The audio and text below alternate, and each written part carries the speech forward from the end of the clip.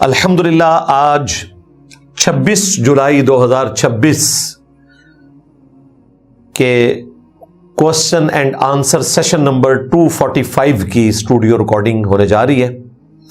آپ نے جو ہمارے یوٹیوب کے چینل کی پوسٹ کے نیچے کامنٹس میں سوالات لکھے تھے وہ پرنٹڈ فارم میں میرے پاس آ چکے ہیں۔ اللہ کا نام لے کر شروع کرتے ہیں۔ اگر کسی مرد نے عورت سے نکاح کر لیا لیکن رخصتی چند ماہ بعد ہوئی تو کیا اس عرصے میں شوہر پر اس کے اخراجات کی ذمہ داری عائد ہوتی ہے؟ دیکھیں، قرآن حکیم میں سورۃ البقرہ میں اللہ تبارک و تعالیٰ نے ایک مؤمن مرد کے اوپر یہ مشروع فرمایا ہے کہ اس نے اپنی بیوی بچوں کا خرچہ دینا ہے، نان و نفقہ جس کو ہم کہتے ہیں، یعنی رہائش پرووائڈ کرنی ہے، کھانا پینا، لباس۔ لیکن یہ اس صورت میں ہے جب عورت رخصتی کے بعد اپنے مرد کی کسٹڈی میں آ چکی ہو۔ وہ عورت جو نکاح کی بائنڈنگ میں کسی مرد کے ساتھ اٹیچ ہے لیکن ابھی اس کی رخصتی نہیں ہوئی، یعنی اس کی کسٹڈی اس کے خاوند کے حوالے نہیں ہوئی، اس کے حوالے سے قرآن و سنت میں ڈائریکٹلی کوئی چیز موجود نہیں ہے۔ اس پر اجتہاد ہی کیا جائے گا، اور میجورٹی لوگوں کا اجتہاد اس پہ ہے کہ جب تک رخصتی نہیں ہوگی اس وقت تک مرد نے اس عورت سے نفع نہیں اٹھایا جس کے لیے اس نے نکاح کیا تھا، تو ظاہر ہے کہ باقی نفع اس کو پہنچانا یہ اسی صورت میں ہوگا کہ جب اس عورت سے وہ نفع اٹھا رہا ہوگا۔ صرف کاغذی کارروائی میں وہ بیوی بنی ہے نا ابھی، جب تک کہ وہ اس کے پاس آ نہیں جاتی۔ لہٰذا ایسی صورتحال میں نان و نفقہ اس مرد کے ذمہ نہیں ہوگا، سوائے اس کے کہ رخصتی میں ڈیلے کا سبب وہ مرد بن رہا ہو، یعنی اس بچی کے ماں باپ تو تیار ہیں اس کو بھیجنے کے لیے، لیکن مرد کہتا ہے کہ جی ابھی میں اس کو بیاہ کر اپنے گھر نہیں لا سکتا۔ تو اب یہ ڈیلے چونکہ ہو رہا ہے مرد کی طرف سے، اس ڈیلے کے دوران اگر وہ عورت اپنے ماں باپ کے پاس ہے تو وہ اپنے اس خامند سے خرچہ ڈیمانڈ کر سکتی ہے۔ اس صورتحال میں سب ایگری کرتے ہیں کہ وہ خرچہ دے گا، لیکن اگر یہ ڈیلے لڑکی والوں کی طرف سے ہے تو ظاہر ہے اس کے ماں باپ اس کو کچھ عرصہ اپنے پاس رکھنا چاہتے ہیں۔ اس دوران نان و نفقہ ڈیمانڈ کرنا ایک بڑی عجیب سی بات لگتی ہے۔ کتاب و سنت کی تعلیمات کی جو ایسن ہے اس میں یہ فال نہیں کرتی۔ آج کل جوان طبقہ سائنس اور مذہب کو آمنے سامنے دیکھتا ہے۔ ایک ایسا جوان آدمی جو دنیاوی تعلیم میں بہت آگے ہے، اسے دین کی طرف متوجہ کرنے کا سب سے بہترین طریقہ کیا ہے؟ میرے بھائی، جب تک کوئی شخص خود اپنی فکر نہیں کرے گا اس وقت تک زبردستی آپ کسی کو فکر آخرت دلا نہیں سکتے۔ قرآن پاک میں بھی ہدایت صرف ان کے لیے ہے جو اپنے رب سے ڈر جائیں، ہدی للمتقین، ڈر جانے والوں کے لیے ہدایت ہے، یعنی جو کبھی اکیلے بیٹھ کر اس بات پر غور و تفکر کریں کہ ان کے رب نے ان کو پیدا کیا ہے، وہ رب جو ہماری مرضی کے بغیر ہمیں پیدا کرنے پر، انسان بنانے پر قادر ہے۔ اگر آپ کو ہماری ویڈیو پسند آئی ہو تو چینل کو سبسکرائب، ویڈیو کو لائک اور کمنٹ میں جزاک اللہ لکھنا مت بھولیے۔ شکریہ۔ ہم اس کے تابع فرمان نہ ہوئے تو قیامت والے دن وہ ہمیں عذاب دینے پر بھی قادر ہے۔ ہم اس کے مقابلے پر نہ کوئی اپنا حمایتی پا سکتے ہیں نہ کوئی مددگار۔ جب تک یہ سوچ پیدا نہیں ہوگی اس وقت تک کوئی شخص خدا اورینٹڈ نہیں ہوگا۔ رہا معاملہ سائنس کا، تو سائنس نے تو ہمیں خدا کے زیادہ قریب کر دیا ہے۔ آج سائنس کی برکت سے فزیکل فینومینا آف نیچر کا علم جو ہمارے پاس ہے، ہمارے بزرگوں کے پاس بالکل نہیں تھا۔ وہ چیزیں جو ان کے ہاں ایمان بالغیب سے تعلق رکھتی تھیں، آج سائنس کی برکت سے ان میں سے بہت سی چیزیں ایمان بالشہادہ بن چکی ہیں۔ آج سائنس کی برکت سے فزیکل فینومینا آف نیچر کا علم اللہ تعالیٰ نے انسان کو اس لیول پر دیا ہے خواہ وہ ڈی این اے کی سٹرکچر ہو، خواہ وہ فائن ٹیوننگز ہوں جن کی وجہ سے اس پلانٹ ارتھ کے اوپر 20 لاکھ سے زیادہ مخلوقات کی سپیشیز آباد ہیں، یہ ساری کی ساری چیزیں آج ہمیں جو اپنے خدا کا تعارف کروا رہی ہیں، ہمارے بزرگوں کا اس طرح کا تعارف بلکہ اس کا لاکھواں حصہ بھی ان کے حصے میں نہیں تھا۔ میں یہ سمجھتا ہوں کہ نبی کی دنیا میں جو غیر موجودگی ہے، اس کی کمپنسیشن جہاں اللہ تعالیٰ نے کتاب اللہ کی شکل میں ہمیں دی ہے، وہیں ساتھ ہی ساتھ ہمارے ایمان کو مضبوط کرنے کے لیے سائنس کے علم میں ہمیں اتنی ترقی کروا دی ہے کہ ہمارے بزرگ جب یہ تصور کرتے ہوں گے کہ قیامت والے دن ایک شخص کا نامہ اعمال اس کے سامنے رکھا جائے گا اور اس کی زندگی کا ہر عمل اس پر لکھا ہوگا، تو سوچتے ہوں گے وہ کتنی موٹی کتاب ہوگی۔ آج سائنس کی برکت سے ایک چھوٹی سی چپ میں ہم اتنا ڈیٹا سٹور کر سکتے ہیں کہ جو انسان کی پوری زندگی کو، نہ صرف ایک انسان کی زندگی کو، کئی ایک انسانوں کی زندگی کا احاطہ کیے ہوئے ہے۔ تو یہ تو ہمارے لیے ایمان بھی شہادہ بن چکی ہے۔ آج ہر موبائل رکھنے والے شخص کو پتا ہے کہ ڈیٹا سٹور کرنا کوئی ایشو نہیں ہے، ویڈیو کی فارم میں کریں آپ، آڈیو کی فارم میں کریں، لیکن آپ سوچیں آج سے 60-70 سال پہلے بھی کسی کو تصور نہیں تھا، 1400 سال پہلے تو چھوڑ دیں۔ تو میں یہ سمجھتا ہوں کہ سائنس نے تو ہمیں خدا کے قریب کیا ہے، البتہ جو مذہب کے کسٹوڈین ہیں انہوں نے لوگوں کو خدا سے دور کیا ہے، ان کے کرتوتوں نے۔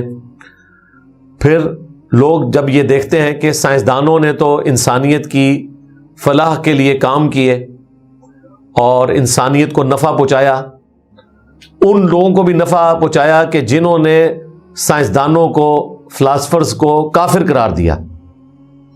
اگلے دن میں ایک فلاسفر کا کال پڑھ رہا تھا، اس نے بڑی زبردست بات کی۔ اس نے کہا کہ تاریخ میں مولویوں کے، پادریوں کے فتووں سے کئی فلاسفر قتل کیے گئے ہیں، لیکن کبھی کسی فلاسفر کے فتوے سے ایک مولوی بھی نہیں مارا گیا۔ یہ بالکل صحیح بات ہے، یعنی انہوں نے کبھی اس طرح کا فتویٰ نہیں جاری کیا کہ آپ یہ کر دیں۔ جو رینیسانس ہوا اس میں ایک ریونج آیا، وہ ایک الگ چیز، لیکن اوورآل ظاہر ہے سائنٹسٹ جو ہیں وہ مذہب سے بالا تر ہو کر، عقائد و نظریات سے بالا تر ہو کر، رنگ و نسل سے بالا تر ہو کر انسانیت کی خدمت کرتے ہیں۔ حضرت لوئی پاسچر نے جرمز تھیوری جب دی ہے 1860 سے 1870 کے درمیان، اس کے بعد سے پچھلے 150 سال میں کروڑوں نہیں اربوں لوگوں کی جان اس ایک بندے کی وجہ سے بچی ہے۔ تو انسانیت کا مسیحا ہے بہت بڑا، اور اس نے جب یہ ڈسکوری کی تو اس کو پیٹنٹ بھی نہیں کروایا۔ اس کے بعد ویکسین ایجاد کی اس نے، انسان کو پتا چلا کہ ویکسین کے ذریعے بھی ہم بیماریوں کے اوپر قابو پا سکتے ہیں۔ آج ہمارے بچے جو بچپن میں اتنی بیماریوں سے بچ کر بڑے ہو جاتے ہیں، تو یہ حضرت لوئی پاسچر کی برکات ہیں کہ انہوں نے انسانیت کو اس حوالے سے انٹروڈیوس کروایا۔ وہ بیماریاں جن کی وجہ سے بچے ہزاروں نہیں لاکھوں کی تعداد میں مر جاتے تھے، آج بچوں کو ویکسین دی جاتی ہے اور آپ کو پتہ ہی نہیں کہ کوئی اس قسم کی ایکٹیویٹی پرفارم بھی ہو، کوئی کروڑوں میں ایک آدھ کیس نکل آئے، ادروائز وہ بیماریاں آلموسٹ پلیگ دیکھیں جس نے 13ویں صدی عیسوی کے اندر اگر آپ کو ہماری ویڈیو پسند آئی ہو تو چینل کو سبسکرائب، ویڈیو کو لائک اور کمنٹ میں جزاک اللہ لکھنا مت بھولیے۔ شکریہ۔ سے 2.5 کروڑ بندوں کو ختم کر دیا تھا۔ یورپ کی آبادی آپ سمجھ لیں آدھی سے زیادہ ختم ہو گئی تھی۔ آج ہمارے ملکوں میں وہ پلیگ موجود ہی نہیں، طاعون کا مرض۔ تو یہ سائنس کی برکت سے ہوا ہے۔ تو سائنس نے تو خدا کا تعارف کروایا ہے۔ سائنسدانوں نے جو ڈسکوریز کی، انوینشنز کی، ان کی وجہ سے ہم خدا کے قریب ہوئے ہیں۔ یہ ہمارا مذہبی طبقہ ہے جنہوں نے ہمیں خدا سے دور کیا اپنے کرتوتوں کی وجہ سے، بجائے اس کے کہ وہ سائنس کو، سائنسدانوں کو آن کرتے۔ انہوں نے یہ سمجھا کہ الہاد کی یا ایتھیزم کی بنیاد جو ہے یہ سائنٹسٹ ہیں۔ سائنٹسٹ کی جو اکثریت ہے وہ خدا کے ماننے والے لوگ ہیں۔ ایون ڈارون بھی خدا میں کسی درجے میں بلیو کرنے والا تھا۔ اور سائنٹسٹ کے نام کے اوپر لوگوں نے کیا کچھ کیا، گلیلیو دیکھ لیں، نیوٹن دیکھ لیں، یہ سب کرسچنز تھے، مسلمان اپنے زمانے میں عروج پہ تھے سائنس کی فیلڈ میں، لیکن وہ والے مسلمان تھے جن کو مولویوں نے فتوے دے کر کافر ڈکلیئر کیا تھا اور بعد میں ان کو جیلوں میں بھی ڈلوا دیا۔ آج ہم فخر سے اون کیے ہوئے کہ ہمارے مسلم سائنٹسٹ تھے، ان مسلمان سائنٹسٹ کو بعد کے آنے والے حکمرانوں نے جیلوں میں ڈلوایا ہوا ہے، جب حکومت آ گئی تھی مذہبی طبقے کی۔ یہ معتزلہ کے دور میں ایک فریڈم آف ایکسپریشن تھا، پوری دنیا سے فلسفے کی کتابیں ٹرانسلیٹ ہو کر آئیں اور مسلمانوں کے ذریعے اللہ تعالیٰ نے سائنس کی ترقی کروائی۔ خدا کا تعارف کروانا ہے سائنس کے ذریعے تو فزیکل فینامنا آف نیچر کا علم، اور اس کے بعد انبیاء کرام علیہم السلام دنیا میں کس لیے آئے وہ مقصد بتایا جائے، حقوق اللہ، حقوق العباد، اس کا تعارف کروایا جائے، لیکن پہلے خدا کا تعارف کروایا جائے۔ پرپز آف لائف کو اگر کوئی تلاش کرنے کے لیے سیریس ہوگا تو وہی شخص خدا تک پہنچے گا، اور جو شخص اپنی مرضی کی زندگی گزارنا چاہتا ہے اس کے لیے نہ قرآن میں کوئی ہدایت موجود ہے نہ کسی اور الہامی کتاب میں، کیونکہ وہ تو ہدایت لینے کے لیے تیار ہی نہیں ہے۔ میری ایک ویڈیو ہے ہو کریٹڈ گاڈ، وہ آپ دیکھ لیں۔ کسی بھی نئے بندے کو سائنس کے ذریعے خدا کا تعارف کروانا ہے تو وہ ویڈیو آپ ریکمینڈ کریں۔ اگر کوئی شخص صرف اپنے اعمال کی بنیاد پر جنت میں نہیں جائے گا تو پھر ہمیں جنت حاصل کرنے کے لیے کیا کرنا ہوگا؟ کیا نماز، روزہ، دوسروں کی مدد کرنا، حقوق اللہ، حقوق العباد، یہ بھی تو اعمال ہی ہیں۔ جی اعمال ہیں۔ دنیا میں کون ایسا شخص ہے جو یہ دعویٰ کرے کہ میں حقوق اللہ اور حقوق العباد پرفیکشن کے ساتھ پورے کر رہا ہوں؟ کوئی بھی دعویٰ نہیں کر سکتا، بڑے سے بڑا کوئی انسان ہو۔ آپ اس کے ساتھ جو متعلقین ہیں ان سے پوچھ لیں تو وہ بتا دیں گے آپ کو کہ جی اس نے ہم سے فلاں فلاں موقع پر زیادتی والا معاملہ کیا ہے، ہمارا حق ادا نہیں کیا۔ تو کوئی شخص پرفیکٹ نہیں ہے، اور خدا تو باریک بین ہے۔ اگر اس نے پورے کرائٹیریا پہ جج کرنا شروع کر دیا کسی انسان کو تو کوئی نہیں بچے گا۔ اور یہ قرآن پاک میں کم از کم 2 جگہ پہ آیت آئی ہے کہ اگر اللہ تعالیٰ لوگوں کو ان کے اعمال کی بنیاد پر پکڑنا شروع کر دیتا تو زمین پر کوئی چلنے پھرنے والا سلامت نہ رہتا۔ تو چونکہ ہمارے اعمال کے اندر نقص موجود ہوتا ہے، کمزوریاں ہوتی ہیں، حقوق العباد کی بھی، حقوق اللہ کی بھی، ان کمزوریوں کی کمپنسیشن اللہ کی رحمت کے ذریعے ہوگی۔ کوئی شخص یہ دعویٰ کر ہی نہیں سکتا کہ اس نے اللہ تعالیٰ کے حقوق، اللہ کی مخلوقات کے حقوق 100% پرفیکشن سے پورے کیے ہیں۔ جب 100% پرفیکشن سے پورے نہیں کیے، 50% بھی کرنا بہت بڑا کمال ہے، تو بھائی اللہ تعالیٰ کی رحمت شامل حال ہوگی تو پھر اس کی کمپنسیشن ہو جائے گی۔ اور اسی کی طرف اشارہ ہے جو آپ نے سوال بھی پوچھا اس حدیث میں بخاری مسلم کی کہ کوئی شخص محض اپنے اعمال کی بنیاد پر جنت میں داخل نہیں ہوگا۔ صحابہ کرام نے پوچھا یا رسول اللہ آپ بھی؟ تو آپ نے فرمایا ہاں میں بھی، جب تک کہ میرے رب کی رحمت مجھے ڈھانپ نہ لے میں بھی صرف اپنے اعمال کی بنیاد پہ جنت میں داخل نہیں ہو سکتا۔ اس کے ذریعے اللہ تعالیٰ نے انسان کی کمزوری اس پہ ہائی لائٹ کی ہے کہ کوئی بھی انسان اپنے آپ کو خدا سے بے نیاز نہیں کر سکتا، چاہے کوئی پروفٹ ہی کیوں نہ ہو۔ دیکھیں ہم کہتے ہیں انبیاء غلطیوں سے معصوم ہیں، لیکن ہم انبیاء کو پاک نہیں کہتے ان معنوں میں جو ہم اگر آپ کو ہماری ویڈیو پسند آئی ہو تو چینل کو سبسکرائب، ویڈیو کو لائک اور کمنٹ میں جزاک اللہ لکھنا مت بھولیے۔ شکریہ۔ خدا کے لیے لفظ استعمال کرتے ہیں سبحان اللہ، اللہ پاک ہے۔ یہ سبحان کا ورڈ ہم پروفٹس کے لیے استعمال نہیں کرتے، کیونکہ پروفٹس جو غلطیوں سے پاک ہیں یا معصوم ہیں تو وہ اس درجے میں نہیں ہیں جو خدا کی کوالٹی ہے۔ پروفٹس کا غلطیوں سے پاک ہونا یہ ہے کہ اگر ان سے کوئی اجتہادی غلطی ہوگی، گناہ کی بات نہیں ہو رہی، اجتہادی غلطی، تو اللہ تعالیٰ ان کو ان کی غلطی پر قائم نہیں رہنے دے گا، اللہ تعالیٰ وحی کے ذریعے ان کی اصلاح فرمائے گا۔ At the end of the day جب پروفٹ دنیا سے جائیں گے تو وہ پرفیکٹ حالت میں دین امت کو ٹرانسفر کر کے جائیں گے۔ ادروائز ہمارے محبوب صلی اللہ علیہ وآلہ وسلم کی اجتہادی غلطیوں کا ذکر قرآن میں موجود ہے، بخاری مسلم میں موجود ہے. حضرت آدم علیہ السلام کی غلطی کا ذکر قرآن میں ہے. حضرت ابراہیم علیہ السلام کی اجتہادی غلطی کا ذکر موجود ہے. موسیٰ علیہ السلام سے بندہ مر گیا تھا اور پھر انہوں نے اس کو شیطان کی طرف منسوب کیا اور پھر اللہ سے معافی مانگی اور قرآن میں ان کی معافی رپورٹ بھی ہوئی. یہ تو وہ چیزیں جو قرآن کے اندر رپورٹ ہوئی ہوئی ہیں. اس اعتبار سے تو پاک صرف خدا کی ذات ہے. 100% پرفیکشن. اس طرح کی پرفیکشن مخلوق میں آ ہی نہیں سکتی. مخلوق کا مخلوق ہونا ہی خود اس بات کا ثبوت ہے کہ وہ پرفیکٹ نہیں ہے. اچھا، کوئی شخص یہ بھی نہیں کہہ سکتا کہ یہ خدا کا نقص ہے کہ اس نے مخلوقات کو امپرفیکٹ بنایا. یہ مخلوق کی لمیٹیشن ہے کہ وہ امپرفیکٹ ہے، اور وہ پرفیکٹ ہو بھی جائے تب بھی امپرفیکٹ ہے کہ خدا پر ڈیپینڈنٹ ہے. جنت میں ہم پرفیکٹ ہوں گے، لیکن اس اعتبار سے تو امپرفیکٹ ہے نا کہ ہماری زندگی مستعار ہے، خدا کی دی ہوئی ہے.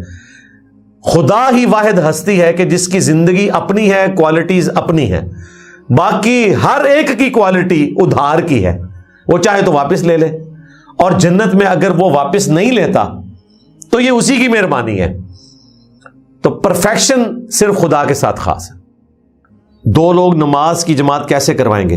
دیکھیں، جب دو جماعت قائم کریں گے تو اس میں جو امام ہے وہ اپنی دائیں جانب اپنے مقتدی کو کھڑا کرے گا اور ایک ہی سیدھ میں کھڑے ہوں گے، پاؤں کے ساتھ پاؤں ملا کر.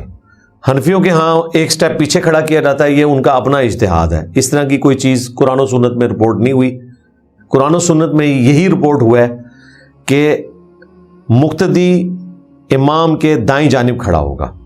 صحیح بخاری میں موجود ہے. ابن عباس رضی اللہ تعالیٰ عنہما کہتے ہیں کہ ایک رات میں نبی صلی اللہ علیہ وآلہ وسلم کے ہاں سویا ہوا تھا، تو میں نے رات کو آبزرو کیا کہ آپ صلی اللہ علیہ وآلہ وسلم قیام اللیل کے لیے کھڑے ہوئے اور آپ صلی اللہ علیہ وآلہ وسلم نے قرآن کی قرات شروع کی. تو میری بائی چانس آنکھ کھل گئی تو مجھے اچھا لگا، تو میں نے بھی ارادہ کیا کہ میں نبی اسلام کے ساتھ کھڑا ہو جاتا ہوں تو آپ کے پیچھے قرآن سنتا ہوں. تو کہتے ہیں کہ میں آپ صلی اللہ علیہ وآلہ وسلم کی بائیں جانب آ کے کھڑا ہو گیا تو آپ علیہ السلام نے نماز کی حالت ہی میں مجھے پکڑ کر دائیں جانب کھڑا کیا. یہ حدیث ہے بخاری کی جو اس بات پر گواہ ہے کہ جب دو بندے جماعت کروائیں گے تو امام اپنی دائیں جانب مقتدی کو کھڑا کرے گا. اس حدیث میں بالکل نہیں آیا کہ ابن عباس کہیں کہ میں بائیں جانب کھڑا ہوا ایک سٹیپ پیچھے ہو کر. انہوں نے یہی بتایا، اور یہ بالکل لاجیکل بات ہے. جب کوئی شخص آپ کو یہ بتا رہا ہے کہ میں امام کی بائیں جانب کھڑا ہوا، یہ انڈرسٹوڈ ہے کہ وہ اس کے لیول کے اوپر کھڑا ہوا ہے. یا تو یہ ہونا تھا کہ لیول پہ کھڑا ہوتا یا وہ پیچھے جا کے کھڑا ہوتا. تین ہوں گے تو پیچھے کھڑے ہوں گے. امام آگے ہو جائے گا اور دو مقتدی پیچھے. البتہ اگر بندے ہی دو ہیں تو پھر دائیں جانب امام اپنے کھڑا کر لے گا اس کو، مقتدی کو. یہ نشانی ہوگی کہ یہ امام ہے اور یہ مقتدی. اس دوران اگر کوئی تیسرا شخص اس جماعت کا حصہ بننا چاہتا ہے تو وہ پھر مقتدی کو تھپکی دے گا اور اس کو پیچھے کر لے گا، اور پیچھے دو صف بنا لیں گے آپس میں. امام آگے رہے گا، اور اگر پیچھے جگہ نہیں ہے، ایک صف آگے جگہ موجود ہے، تو پھر آنے والے مقتدی کا کام ہے کہ وہ اگر آپ کو ہماری ویڈیو پسند آئی ہو تو چینل کو سبسکرائب، ویڈیو کو لائک اور کمنٹ میں جزاک اللہ لکھنا مت بھولیے. شکریہ. امام کے کندھے پر ہاتھ رکھے گا، یعنی اس کو مطلع کرے گا کہ میں نماز میں شامل ہونا چاہتا ہوں. تو امام جو ہے وہ ایک صف آگے چلا جائے گا اور اس مقتدی کے ساتھ آپ کھڑے ہو جائیں گے. عرب ملکوں میں تو یہ بالکل عام رواج ہے. وہاں تو کوئی شخص بغیر جماعت کے نماز ہی نہیں پڑھتا. آپ لیٹ مسجد میں داخل ہوئے ہیں، اپنی نماز پڑھ رہے ہیں. سب کانٹیننٹ کے لوگ، ان بیچاروں کو تو پتہ نہیں ہے کہ دوسری، تیسری، چوتھی، پانچویں، 10ویں جماعت بھی ہو سکتی ہے. صرف اہل تشیع اور بریلوی حضرات اس حوالے سے عمل کرنے والے ہیں، یا اہل حدیث حضرات کسی درجے میں. دیوبند کے ہاں تو بالکل نہیں ہے. انہوں نے تو ضد لگائی ہوئی ہے کہ دوسری جماعت کروانی نہیں ہے، اگرچہ رائے وڈ میں دوسری کیا 20ویں جماعتیں بھی ہوتی ہیں. بہرحال حرمین میں اور عرب ملکوں میں عام مساجد کے اندر بھی جب کوئی شخص لیٹ ہوتا ہے تو اکیلے بھی اپنی نماز پڑھتا ہے تو اتنی آواز سے پڑھتا ہے کہ دائیں بائیں کو پتہ چل جائے کہ یہ بندہ اکیلے اپنی جماعت کروا رہا ہے. کوئی لیٹ آنے والا شخص اس کے ساتھ شامل ہو جاتا ہے. ایسا نہ بھی کرے, ویسے بھی تھپکی دے کے ساتھ شامل ہو جاتے ہیں. سنن نسائی میں حدیث ہے, تیرے رب کو اس گڈریے پہ بڑا پیار آتا ہے جو اکیلا پہاڑ کی چوٹی پر اذان دے کر نماز پڑھتا ہے. جماعت سے ہی پڑھے گا, ظاہر ہے وہ شہر میں تو 8-10 کلومیٹر سفر کر کے واپس نہیں آ سکتا, بھیڑ بکریاں چرانے کے لیے گیا تو اکیلے ہی اذان دے گا, اکیلے ہی جماعت کروائے گا. اکیلے بھی جماعت ہو جاتی ہے. جس طرح امام نماز پڑھتا ہے اس طریقے سے آپ اونچی آواز میں نماز پڑھیں, تکبیرات کو ٹرانسفر کریں تو جماعت قائم ہوگی. آپ کے ساتھ کوئی اور آ کر شامل ہو, بھلے آپ نفلی نماز پڑھ رہے ہوں چاہے فرض پڑھ رہے ہوں, آپ کے ساتھ شامل کوئی ہو سکتا ہے. بخاری مسلم میں موجود ہے, سیدنا معاذ ابن جبل کہتے ہیں کہ میں نبی صلی اللہ علیہ وآلہ وسلم کے پیچھے عشاء کی نماز پڑھا کرتا تھا اور پھر اپنے گاؤں میں جا کے اپنی قوم کی امامت کرواتا تھا عشاء کی نماز میں, حالانکہ خود پڑھ چکے ہوتے تھے. وہاں جا کر وہ نفلی نماز پڑھتے تھے, ان کے گاؤں کے لوگ ان کے پیچھے فرض نماز ادا کرتے تھے. اس سے کئی ایک مسئلے حل ہوئے. ایک یہ مسئلہ حل ہوا کہ نفل والا بھی فرض کی امامت کروا سکتا ہے, لہذا حنفیوں کا یہ مسئلہ باطل ہے کہ نفل پڑھنے والے کے پیچھے فرض نہیں ہوتی. وہ کہتے ہیں فرض والے کے پیچھے نفل ہو جاتے ہیں لیکن نفل والے کے پیچھے فرض نہیں ہوتے. دوسرا, نفلی نماز بھی 4 رکعت اکٹھے پڑھے جا سکتے ہیں. عموماً نبی اسلام کا عمل 2-2 کر کے, لیکن اب عشاء کے 4 فرض پڑھنے ہیں تو اکٹھے پڑھنے ہوں گے نا, تو وہ نفلی نماز 4 رکعت اکٹھے معاذ ابن جبل ادا کرتے تھے. اس میں اہل حدیث حضرات کا بھی رد ہو گیا جو سختی کرتے ہیں کہ نہیں جی آپ نے ظہر کی 4 سنتیں 2-2 کر کے پڑھنی ہے. ہم ان کو بتاتے ہیں کہ صحابہ کرام سے المصنف ابن ابی شیبہ میں, مصنف عبد الرزاق میں عبداللہ ابن عمر سے ثابت ہے کہ انہوں نے ظہر کی 4 سنتیں اکٹھی بھی پڑھی ہیں. وہ کہتے ہیں نبی علیہ السلام تو 2-2 کر کے پڑھتے تھے, تو ان کے لیے بھی پھکی ہوگی کہ 4 اکٹھی پڑھنا اس حوالے سے بھی ثابت ہو گیا کہ معاذ ابن جبل ایسا کرتے تھے اور نبی علیہ السلام کے علم میں تھا. اسی طریقے سے رمضان مبارک میں تراویح کی جماعت ہو رہی ہے اور آپ لیٹ پہنچے ہیں تو آپ تراویح کی جماعت کے پیچھے فرض نماز ادا کر سکتے ہیں. اگرچہ تراویح کی نماز نفلی نماز ہے, آپ اس کے پیچھے 4 کی نیت کریں, جب وہ 2 پڑھ کر سلام پھیر دے تو آپ 2 رکعتیں پوری کریں تو آپ کو جماعت کا ثواب بھی مل جائے گا. تو یہ میں نے سارے ریلیٹڈ مسائل بتا دیے تاکہ اس حوالے سے آپ کو آسانی ہو جائے. میں بنگلہ دیش سے ہوں. اسلام میں والدین اور خاندان کو اس بیٹے کے ساتھ کیا سلوک کرنا چاہیے جو اپنی ماں پر جادو کا جھوٹا الزام لگاتا ہے, اسے گالیاں دیتا ہے, اس کی توہین کرتا ہے اور والدین کو تکلیف دیتا ہے؟ بیٹی ہونے کے ناطے اس صورتحال میں کیا کروں؟ آپ تو کچھ نہیں کر سکتی سوائے پولیس بلانے کے. اگر آپ کے ماں باپ اپنی بے عزتی کروانے کے لیے, گالیاں کھانے کے لیے تیار ہیں تو آپ نے کیا کرنا ہے؟ بہتر یہ ہے کہ اپنے ماں باپ کو قائل کریں کسی طریقے سے. آپ اگر ڈائریکٹ اپنے بھائی کو سمجھانے کی کوشش کریں گے تو عین ممکن ہے کہ وہ آپ کے ساتھ بدسلوکی شروع کر دے. تو بہتر یہ ہے کہ ماں باپ کے ذریعے سمجھانے کی کوشش کریں, اور اگر زیادہ ورسٹ کیس ہوتا ہے تو اس کو آپ قانونی طریقے سے اسٹیٹ کے ذریعے لے کر چلنے کی کوشش کریں, خود قانون ہاتھ میں نہ لیں. باقی وہ اولاد جن کی تربیت, اگر آپ کو ہماری ویڈیو پسند آئی ہو تو چینل کو سبسکرائب, ویڈیو کو لائک اور کمنٹ میں جزاک اللہ لکھنا مت بھولیے. شکریہ. ماں باپ نے قرآن و سنت کے مطابق نہیں کی ہوئی, اب بڑھاپے میں وہ یہ چاہ رہے ہیں کہ وہ ماں باپ کا ادب کریں. بھائی جوانی میں آپ نے خدا کو رسپانس نہیں کیا, خدا کی تعلیمات کے مطابق اپنی اولاد کو قرآن و سنت نہیں سکھایا, تو اب بڑھاپے میں کوئی بٹن تو آپ آن نہیں ایسا کر سکتے کہ آپ کی اولاد آپ کے ساتھ حسن سلوک کرنا شروع کرتے. تو یہ بعض اوقات اپنی کی ہوئی آگے آ رہی ہوتی ہیں, نہ بھی کی ہوئی ہوں تب بھی زیادہ سے زیادہ آپ کوئی قانونی راستہ اختیار کر سکتے ہیں. زبردستی کا معاملہ تو کسی کے ساتھ کر ہی نہیں سکتے.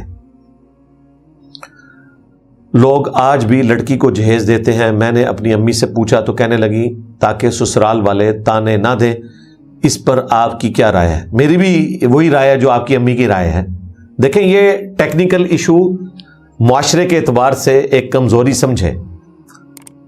ہمارے استاد ڈاکٹر اسرار صاحب بھی رحمہ اللہ تعالیٰ اور باقی جو جذباتی قسم کے علماء ہیں وہ جہیز کے خلاف بولتے ہیں. بہت اچھی بات ہے، بولیں، ایگزیکیوٹ کریں، لیکن یہ ایک گراؤنڈ ریالٹی ہے کہ ہمارا یہ معاشرہ اس وقت اس چیز کا متحمل نہیں ہے کہ جہیز کے بغیر بہو کو عزت دے. یہ مجبوری ہے. قرآن و سنت نے اس حوالے سے کوئی بائنڈنگ نہیں رکھی ہوئی ہے کہ آپ نے لازماً جہیز دینا ہے، اور نہ قرآن و سنت نے کہیں یہ کہا ہے کہ کوئی جہیز دے گا تو وہ حرام کا مرتکب ہوا ہے.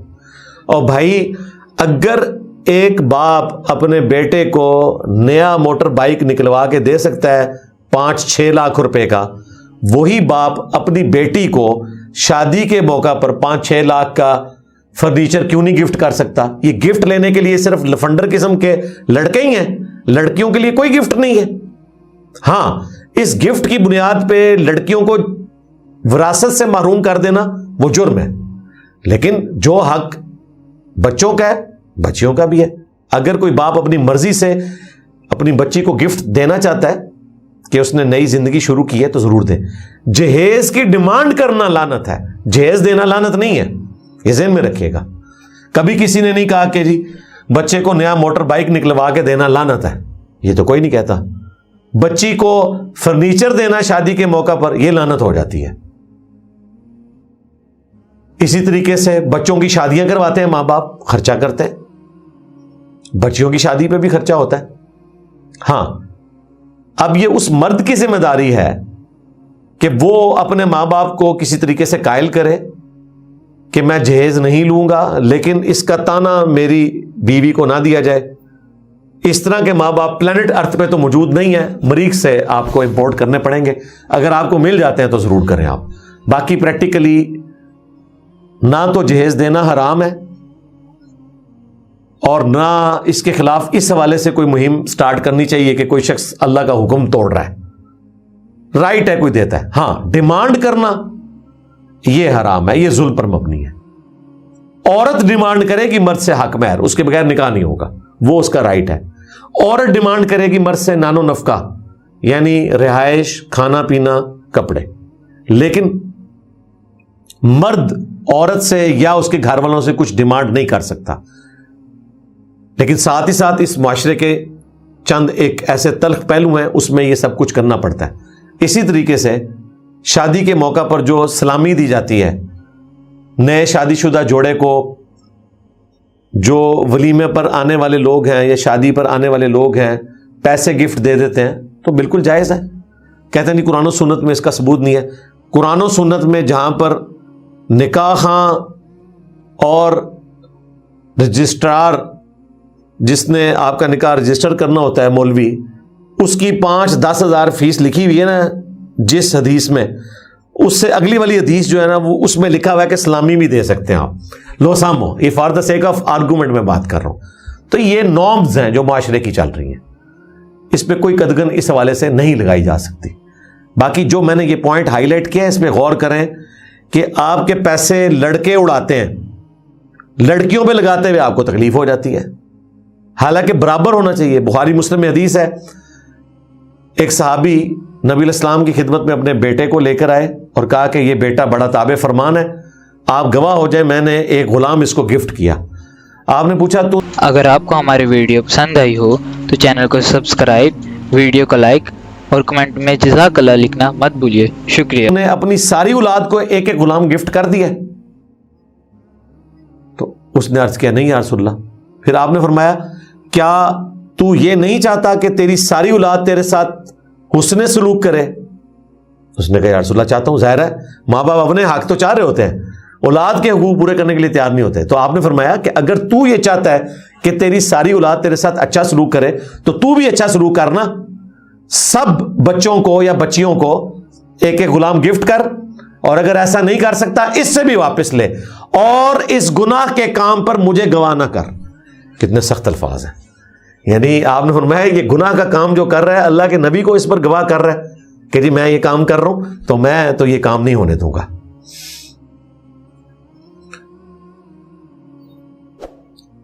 میں ایک انٹروورٹ آدمی ہوں، اپنے خاندان کے سامنے بولنے میں بھی شرم آتی ہے، اس صورت میں دعوت کا کام کیسے کروں؟ آج کل تو گھر والوں تک بھی بات پہنچانی ہے تو انٹرنیٹ اور سوشل میڈیا بڑا اچھا ذریعہ ہے۔ واٹس ایپ گروپ بنا لیں، اس میں روزانہ کوئی ایک آیت شیئر کروائیں، حدیث شیئر کروا دیں، اس میں تو بولنے کی ضرورت ہی نہیں ہے۔ اور آپ اس طرح کی کریٹیکل چیزیں ہائی لائٹ کریں عقیدہ توحید کے حوالے سے کہ جس کی وجہ سے آپ کے گھر والے سوچنے پر مجبور ہوں اگر ان کے عقیدہ توحید میں کوئی نقص موجود ہے۔ اور پھر موسم کے اعتبار سے چیزیں شیئر کروائیں، جو مدنی موسم چل رہے ہوتے ہیں، یعنی کہ ربیع الاول کا موسم ہے تو نبی صلی اللہ علیہ وآلہ وسلم کی شان سے متعلق جو آیات ہیں، احادیث ہیں، وہ شیئر کروائیں۔ اگر رمضان کا موسم چل رہا ہے تو رمضان سے متعلق آیات اور احادیث شیئر کروائیں۔ محرم کا موسم چل رہا ہے تو اس سے متعلق چیزیں شیئر کروائیں، اس کے لیے آپ کو بولنے کی ضرورت ہی نہیں پڑے گی۔ اگلی بات، سٹارٹ میں آپ نے وہ چیزیں شیئر کروانی ہے جس کی وجہ سے کوئی دنگا فساد کھڑا نہ ہو، کامن ٹرمز والی باتیں ہوں، فضائل پر مبنی چیزیں ہوں۔ صبح و شام کے اذکار، سنت اذکار، دعائیں، ان کو شیئر کروانے میں کوئی فتنہ نہیں ہے۔ ہاں، چشتی رسول اللہ، تھانوی رسول اللہ اگر آپ پہلے دن شیئر کروائیں گے تو ظاہر ہے اس پہ ریونج آئے گا، اور وہ اس بات کا ثبوت ہوگا کہ غصہ وہی کھا رہے ہیں جن کا یہ بنیادی عقیدہ ہے۔ لو سامو، ادروائز تو غصہ نہ آئے۔ مجھے کوئی چشتی رسول اللہ شیئر کروائے تو مجھے تو کوئی غصہ نہیں آئے گا، کیونکہ میں تو الحمدللہ محمد رسول اللہ کا ماننے والا ہوں صلی اللہ علیہ وآلہ وسلم۔ پلس کوشش کریں کہ آپ اپنی آواز میں یا اپنی شکل میں کوئی ویڈیو ریکارڈ کروانے کے کسی اور اسکالر کی کوئی ویڈیو شیئر کروا دیں اگر آپ کو خود بولنے میں کوئی تردد ہے تو۔ دو آپشن آپ کو دیے ہیں، ریٹن میں اور کسی دوسرے کی ویڈیو۔ باقی آہستہ آہستہ جب آپ کے گھر والوں کا پریشر آپ پر آئے گا تو خود بخود آپ کی زبان بھی چلنی شروع ہو جائے گی۔ ہم نے دیکھا ہے پھر ایسی چلتی ہے کہ رکتی نہیں ہے۔ ایک بچہ جس کے ساتھ بچپن میں کوئی جنسی زیادتی ہوئی، اب وہ تھوڑا بڑا ہو گیا ہے اور معاشرہ اسے طعنہ دیتا ہے، اس کی سیلف رسپیکٹ ختم ہو گئی ہے، وہ ڈپریشن کا شکار ہے اور بدلہ لینے کی سوچ رہا ہے، اسے کیا کرنا چاہیے؟ کس سے بدلہ لیں گے؟ اور بدلہ لینے سے کوئی چیز ریورس تو نہیں ہو جائے گی؟ اور اس قسم کی جو ایکٹیویٹیز ہوتی ہیں نا، اس کے بعد اگر تو کوئی بڑے لیول کے اوپر کوئی ایسی چیز ہے تو آپ وہ علاقہ ہی چھوڑ دیں۔ اگر کوئی انڈیویجول لیول پر ہے تو کوئی نیٹ پہ تو نہیں چڑھ گیا آپ کے بارے میں کہ جی اس کے ساتھ یہ معاملہ تھا، لوگ بھول بھال جاتے ہیں، ایسا نہیں ہے۔ اور اگر کہیں پر کوئی بڑے پیمانے پر کوئی اس طرح کی چیز ہے تو آپ وہاں سے ہجرت کر جائیں، ایسی جگہ پر چلے جائیں جہاں آپ کو اس طریقے سے کوئی جاننے والا نہ ہو۔ باقی آپ کے ساتھ جو اس طریقے سے کسی نے حق تلفی کا معاملہ کیا ہے تو اللہ کے حضور وہ مجرم ہوگا، قانون ہاتھ میں لینے کا کوئی فائدہ نہیں ہے۔ آپ اپنی زندگی پر توجہ دیں اور وہ غلطیاں جو آپ کے ساتھ کی گئی ہیں آپ کسی کے ساتھ نہ کریں، آپ اللہ تعالیٰ کے حقوق پورے کرنے کی کوشش کریں۔ اس بات کا کیا ثبوت ہے کہ ہم مسلمان جس خدا کی عبادت کرتے ہیں وہی اصل خدا ہے؟ خدا ایک ہی ہے جی سارے مذاہب میں۔ As far as books are concerned, دنیا میں جتنے مذاہب ہیں، جو مذہب ہیں، وہ ایک خدا کے ماننے والے ہیں۔ ہندوؤں سے بھی آپ ڈسکشن کریں تو وہ ایک خدا کا تصور ہی بتائیں گے آپ کو، بعد میں انہوں نے ساتھ بت پرستی اور چھوٹے چھوٹے آلہہ شامل کر لیے جس طرح کے مشرکین عرب نے کیے ہوئے تھے۔ کرسچنز بھی ایک۔ اگر آپ کو ہماری ویڈیو پسند آئی ہو تو چینل کو سبسکرائب، ویڈیو کو لائک اور کمنٹ میں جزاک اللہ لکھنا مت بھولیے۔ شکریہ۔ خدا کے ماننے والے ہیں as far as books are concerned.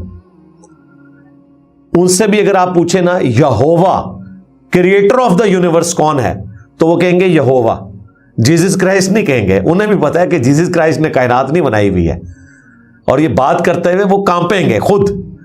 ویسے وہ کہہ دیں گے 3 in 1، لیکن جب آپ پوچھیں کہ یہ کائنات کس نے بنائی ہے، وہ تو بائبل میں یہووا ہے، جس کو ہم اللہ کہتے ہیں یا ہندو اسے بھگوان کہہ دیتے ہیں۔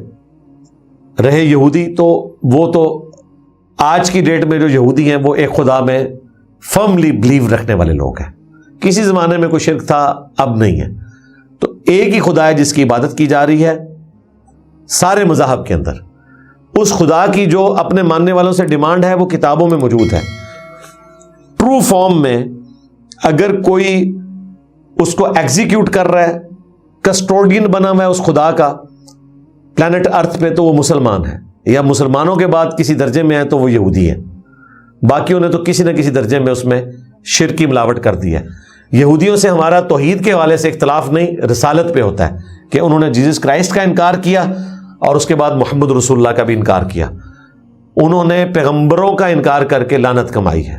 جس طرح کرسچنز نے خدا کے ساتھ شریک ٹھہرا کر جیزس کرائسٹ کو خدا کا بیٹا کہہ کر یا خدا کا انسانی روپ کہہ کر, کتابوں میں نہیں پریکٹیکلی شرک میں اپنے آپ کو مبتلا کیا ہے. اس طریقے سے کفر میں مبتلا کیا ہے یہودیوں نے جیزس کرائسٹ اور محمد رسول اللہ کا انکار کر کے صلی اللہ علیہ وآلہ وسلم. نماز جنازہ میں اگر دیر سے شامل ہوں تو کیا امام کے ساتھ ہی سلام پھیر دوں یا اپنی باقی تکبیرات مکمل کریں گے؟ جی باقی مکمل کریں گے. اور یہ بڑا اچھا سوال آپ نے کیا ہے. عموماً لوگ جب فرض نماز پڑھ رہے ہوتے ہیں, کوئی رکعت رہ جائے تو وہ رکعت امام کے سلام پھیرنے کے بعد پوری کرتے ہیں. لیکن جنازے کے کیس میں چاہے کوئی آخری تکبیر میں بھی شامل ہوا ہے وہ امام کے ساتھ ہی سلام پھیر دیتا ہے, کیونکہ یہ روٹین میں انسان کے ہے نہیں. کبھی کبھار جنازہ پڑھنا ہوتا ہے تو اس لیے لوگوں کو پتہ نہیں ہے. تو اگر امام نے سلام پھیر دیا ہے, آپ کی جو تکبیرات رہ گئی ہیں وہ آپ پوری کریں گے اور اس کے بعد آپ سلام پھیریں گے. اگر کسی کو صدقے کا مال دے دیا اور وہ اسی مال میں سے آپ کو کچھ کھلا دے تو یہ کھانا جائز ہوگا؟ جی بالکل جائز ہے, بلکہ سنت ہے. صحیح بخاری میں حدیث ہے, ایک عورت تھی جو بعد میں آزاد ہوگی, بریرہ سلام اللہ علیہا.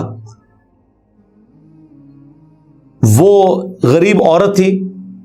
نبی صلی اللہ علیہ وآلہ وسلم کے پاس صدقے کا کچھ سامان آیا تو آپ صلی اللہ علیہ وآلہ وسلم نے وہ اس کو گفٹ کر دیا. تھوڑی دیر بعد وہ اسی سامان میں سے کھانے کے پکا کر نبی علیہ السلام کے پاس لے آئی تو آپ علیہ السلام نے اس میں سے تناول فرمانا شروع کیا. تو اصحاب نے عرض کیا یا رسول اللہ یہ تو صدقے کا مال تھا. تو آپ نے فرمایا وہ صدقہ اس پر لگا, جب وہ میرے پاس لے کر آئی ہے تو وہ صدقہ نہیں رہا. اگر آپ کسی شخص کو زکوٰۃ کے پیسے دیتے ہیں, صدقات کے پیسے دیتے ہیں, جو منت صدقہ ہے, اس کے اگینسٹ وہ کوئی کھانا پکا لیتا ہے اور آپ کو گفٹ کرتا ہے یا آپ کو اپنے ساتھ کھانے میں شامل کرتا ہے, تو آپ زکوٰۃ کے پیسوں میں سے نہیں کھا رہے, کیونکہ زکوٰۃ جیسے ہی اس کے پاس گئی وہ مالک ہو گیا.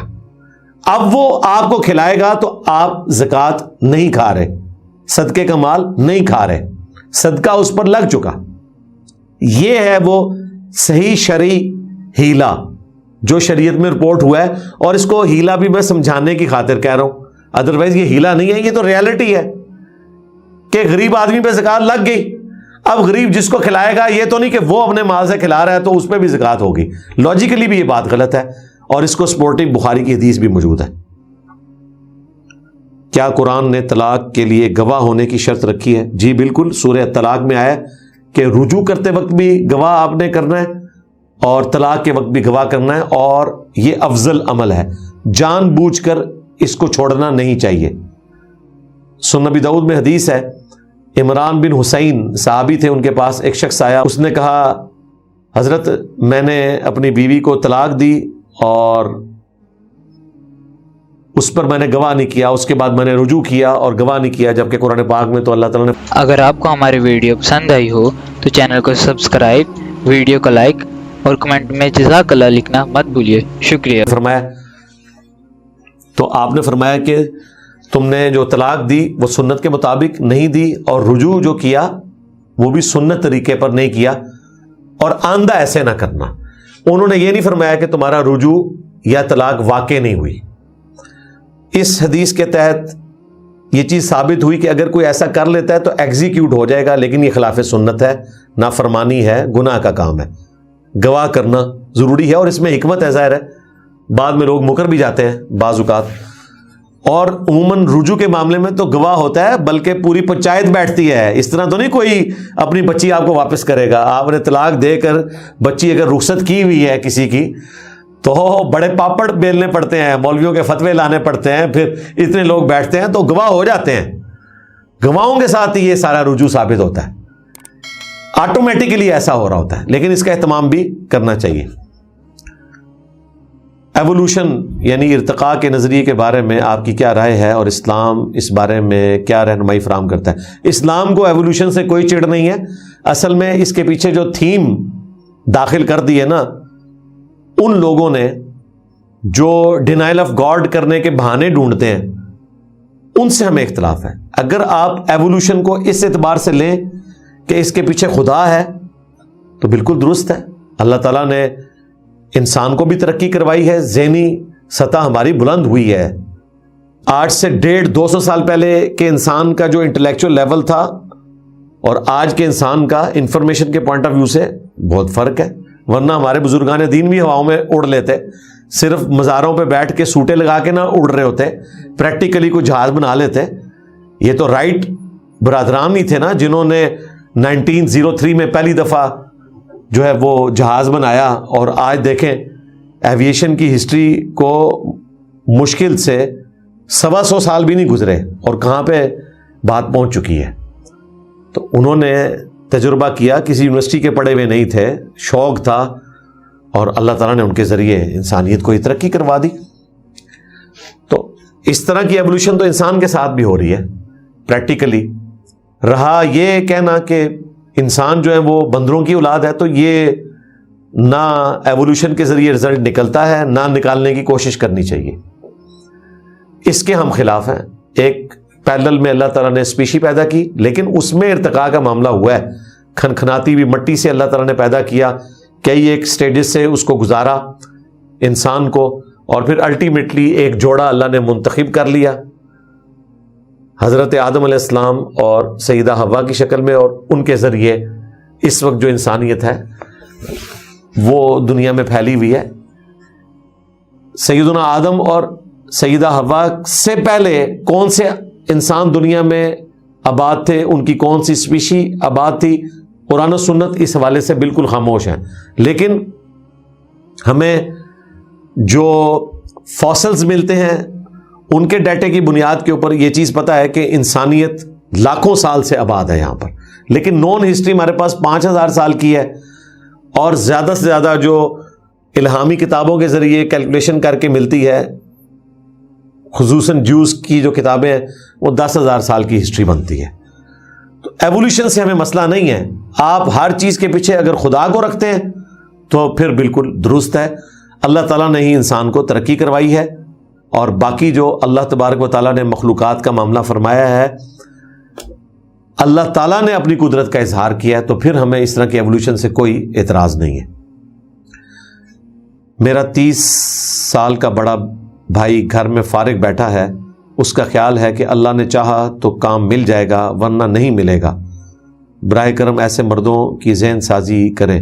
اللہ تعالیٰ ہی ایسے ذہنی مریضوں کا علاج کرے جی، ہماری تو دعا ہے، باقی ذہن سازی کیا کرنی ہے۔ 30 سال کی عمر تک وہ پہنچے ہیں تو میرا خیال ہے وہ روٹی بھی نہیں کھاتے ہوں گے، اور اللہ سے دعا کرتے ہوں گے کہ بغیر کھانا کھائے ان کا پیٹ بھر جائے، اور وہ پیاس بجھانے کے لیے پانی بھی نہیں پیتے ہوں گے، اور یہ خواہش کرتے ہوں گے کہ بغیر پانی پیے ہی پیاس بجھ جائے، یا 100 دفعہ سبحان اللہ پڑھنے سے پیٹ بھر جائے، یا 100 دفعہ دروشی پڑھنے سے پیاس بجھ جائے۔ تو ایسا تو نہیں ہوتا ہوگا، یقیناً کسی سے لے کر ہی کھا رہے ہیں۔ تو ہم ان کو غیرت دلائیں گے کہ بھائی جس طرح قرآن و سنت۔ اگر آپ کو ہماری ویڈیو پسند آئی ہو تو چینل کو سبسکرائب، ویڈیو کو لائک اور کمنٹ میں جزاک اللہ لکھنا مت بھولیے۔ شکریہ۔ کی روشنی میں اللہ تعالیٰ کے فرائض عائد کردہ پورا کرنا آپ کے لیے ضروری ہے، اسی طریقے سے رزق حلال کے لیے تگ و دو کرنا بھی آپ پر فرض ہے، یہ آپ کریں۔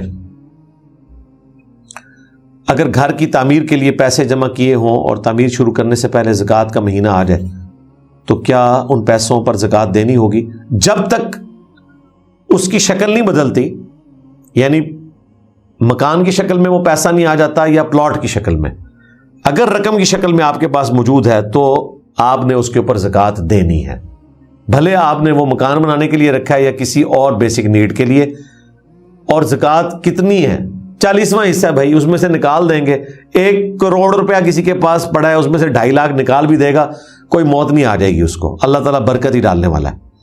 کیا واقعی سفر کے مہینے میں بلائیں اترتی ہیں اور جنات وغیرہ آزاد ہو جاتے ہیں؟ یہ صوفیاء کی کتابوں میں کمزور روایتیں موجود ہیں۔ بخاری مسلم میں تو یہ ہے کہ سفر کے مہینے میں کوئی نحوست نہیں ہے، الو میں کوئی نحوست نہیں ہے۔ نبی اسلام نے تو یہ فرمایا ہوا ہے کہ سفر کا مہینہ منحوس نہیں ہوتا۔ باقی اس پہ میری تفصیلی ویڈیو بھی ریکارڈ ہے۔ ہمیں مصیبت اور تکلیف کے وقت کیا عمل کرنا چاہیے؟ ہر مصیبت اور ہر پریشانی میں اللہ کی طرف رجوع لانا چاہیے اور دعا پڑھنی چاہیے، انا للہ و انا الیہ راجعون، بے شک ہم بھی اللہ ہی کی طرف سے آئے تھے، ہم نے بھی لوٹ کر اللہ ہی کی طرف جانا ہے۔ یہ مصیبت بھی اللہ کی طرف سے آئی ہے، واپس چلی جائے گی، اس دن تو واپس چلی جائے گی نا جس دن ہم واپس چلے جائیں گے۔ یہ اس آیت مبارکہ کے حصے کا مفہوم بنتا ہے کہ ہم بھی تو اللہ کی طرف سے آئے تھے، اللہ کی طرف لوٹ کے جانا ہے۔ یہ تکلیف اللہ کی طرف سے آئی ہے، واپس چلی جائے گی۔ 4th سٹیج کینسر کا مریض بھی اس دن اس تکلیف سے نجات پا لے گا جس دن وہ دنیا سے چلا جائے گا۔ دنیا سے جب وہ جائے گا تو صرف وہ نہیں جائے گا، اس کا کینسر بھی دنیا سے چلا جائے گا۔ انا للہ و انا الیہ راجعون۔ باقی مسلم شریف میں اس کے ساتھ اگلے الفاظ بھی ہیں۔ سیدہ ام سلمہ سلام اللہ علیہا کہتی ہیں کہ جب میرے خاوند فوت ہو گئے ابو سلمہ، تو اس وقت میں نے آپ صلی اللہ علیہ وآلہ وسلم کی تعلیم فرمائی ہوئی ایک دعا پڑھی جو آپ نے مصیبت اور پریشانی کے وقت تعلیم فرمائی تھی، اور آپ علیہ السلام نے فرمایا جو یہ دعا پڑھ لے گا اللہ تعالیٰ اس کو اس سے بہتر نعم البدل عطا فرمائے گا۔ کہتے ہیں میں نے وہ دعا پڑھ لی، اس کے بعد دل میں سوچنا شروع کیا کہ میرے خامن جیسا تو رسول اللہ کے ساتھیوں میں کوئی نہیں ہے، تو اللہ تعالیٰ مجھے اس سے بہتر خامن کیسے عطا فرمائے گا۔ پھر فرماتی ہیں کہ جب میری عدت پوری ہوئی تو خود اللہ کے محبوب صلی اللہ علیہ وآلہ وسلم نے پیغام نکاح بھیج دیا، ہماری ماں بن گئی ام سلمہ۔ یہ ہماری وہ ماں ہے جو سب سے آخر میں فوت ہوئی ہیں۔ 63 ہجری میں نبی علیہ السلام کی وفات کے آلموسٹ 52 سال بعد یہ دنیا سے تشریف لے گئی۔ ان کے بعد ہماری کوئی ماں دنیا میں موجود نہیں تھی، اور ام سلمہ وہ واحد حضور کی بیوی ہیں جن کی زندگی میں واقعہ کربلا ہوا ہے 61 ہجری میں۔ اسی لیے اہل البیت سے متعلق بہت سی احادیث ام سلمہ نے روایت کی ہوئی ہیں۔ وہ دعا کون سی تھی؟ اتنا حصہ تو سورۃ البقرہ سے، انا للہ و انا الیہ راجعون، اس کے ساتھ ہے اللہم اجرنی فی مصیبتی واخلف لی خیرا منہا، اے اللہ مجھے اس مصیبت میں اجر دے اور اس سے بہتر نعم البدل مجھے عطا فرما دے۔ یہ اس دعا کا ترجمہ ہے، انا للہ و انا الیہ راجعون۔ یہ تو پڑھنا ہے آپ نے، اس کے بعد پڑھنا ہے اللہم اجرنی، میم کے اوپر زبر ہے اور جھٹکے سے آپ نے آگے ملانا ہے، اللہم اجرنی فی مصیبتی واخلف لی خیرا منہا۔ یہ دعا ہے، یہ پڑھیں جی ہر مصیبت میں، ہر پریشانی میں۔ اس کے بعد مصیبت پریشانی کو دور کرنے کے لیے 3 اذکار میں نے اپنی بے شمار ویڈیوز میں بتائے ہیں۔ نمبر 1 حسبنا اللہ و نعم الوکیل، جو بخاری میں رپورٹ ہوا اور سورہ آل عمران میں صحابہ اکرام کے ریفرنس سے اللہ تعالیٰ نے بتایا کہ وہ بھی ان کلمات کے ذریعے اپنے رب کی طرف رجوع لاتے تھے۔ اور بخاری میں اگر آپ کو ہماری ویڈیو پسند آئی ہو تو چینل کو سبسکرائب، ویڈیو کو لائک اور کمنٹ میں جزاک اللہ لکھنا مت بھولیے۔ شکریہ۔ میں آیا کہ حضرت ابراہیم علیہ السلام کو جب آگ میں پھینکا جانے لگا تھا تو انہوں نے یہی کلمات پڑھے تھے، اور ابن عباس کہہ رہے ہیں صحیح بخاری میں کہ نبی صلی اللہ علیہ وآلہ وسلم بھی جب مشکل وقت آتا تھا تو حسبنا اللہ و نعم الوکیل پڑھتے تھے۔ ہم نے اللہ ہی پر بھروسہ کیا اور وہی بہتر کار ساز ہے۔ دوسری جامعہ ترمذی اور سنن نسائی الکبریٰ میں اور المستدرک للحاکم میں، یا حی یا قیوم برحمتک استغیث، اے خود سے زندہ ہر چیز کو تھامنے والے، میں تیری رحمت کے ساتھ تیری مدد کا سوال کرتا ہوں۔ اور تیسرا وظیفہ جامعہ ترمذی میں اور قرآن پاک میں یونس علیہ السلام کے حوالے سے رپورٹ ہوا سورۃ الانبیاء میں، اور ترمذی میں نبی اسلام نے اس کو مزید کھول کر بیان کیا کہ یونس علیہ السلام کی دعا کے ذریعے جو بھی متوجہ ہو اللہ تعالیٰ اس کو محروم نہیں لوٹاتے.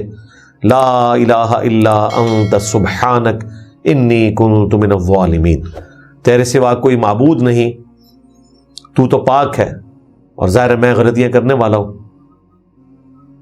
انی کنت من الظالمین، میں غلطیاں کروں گا، میں ظالموں میں شامل ہوں، تجھ سے غلطی نہیں ہوگی.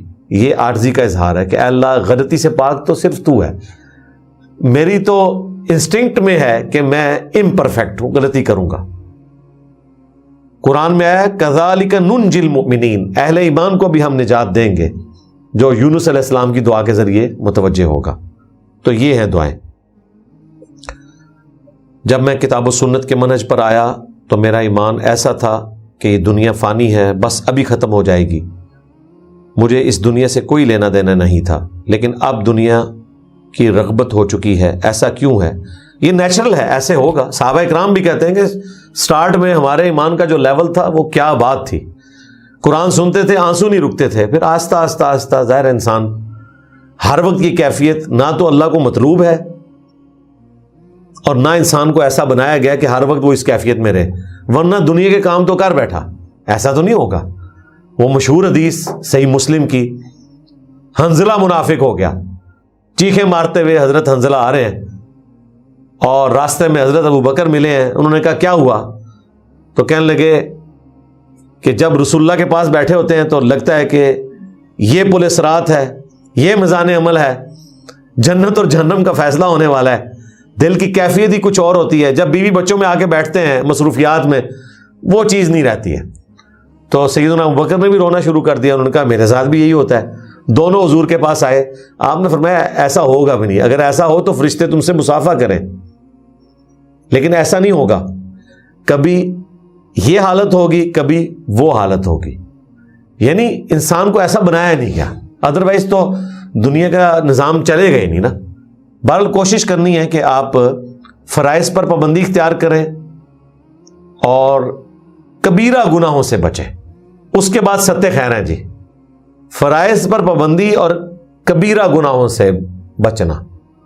جھوٹ، چوری، بدکاری، چغلی،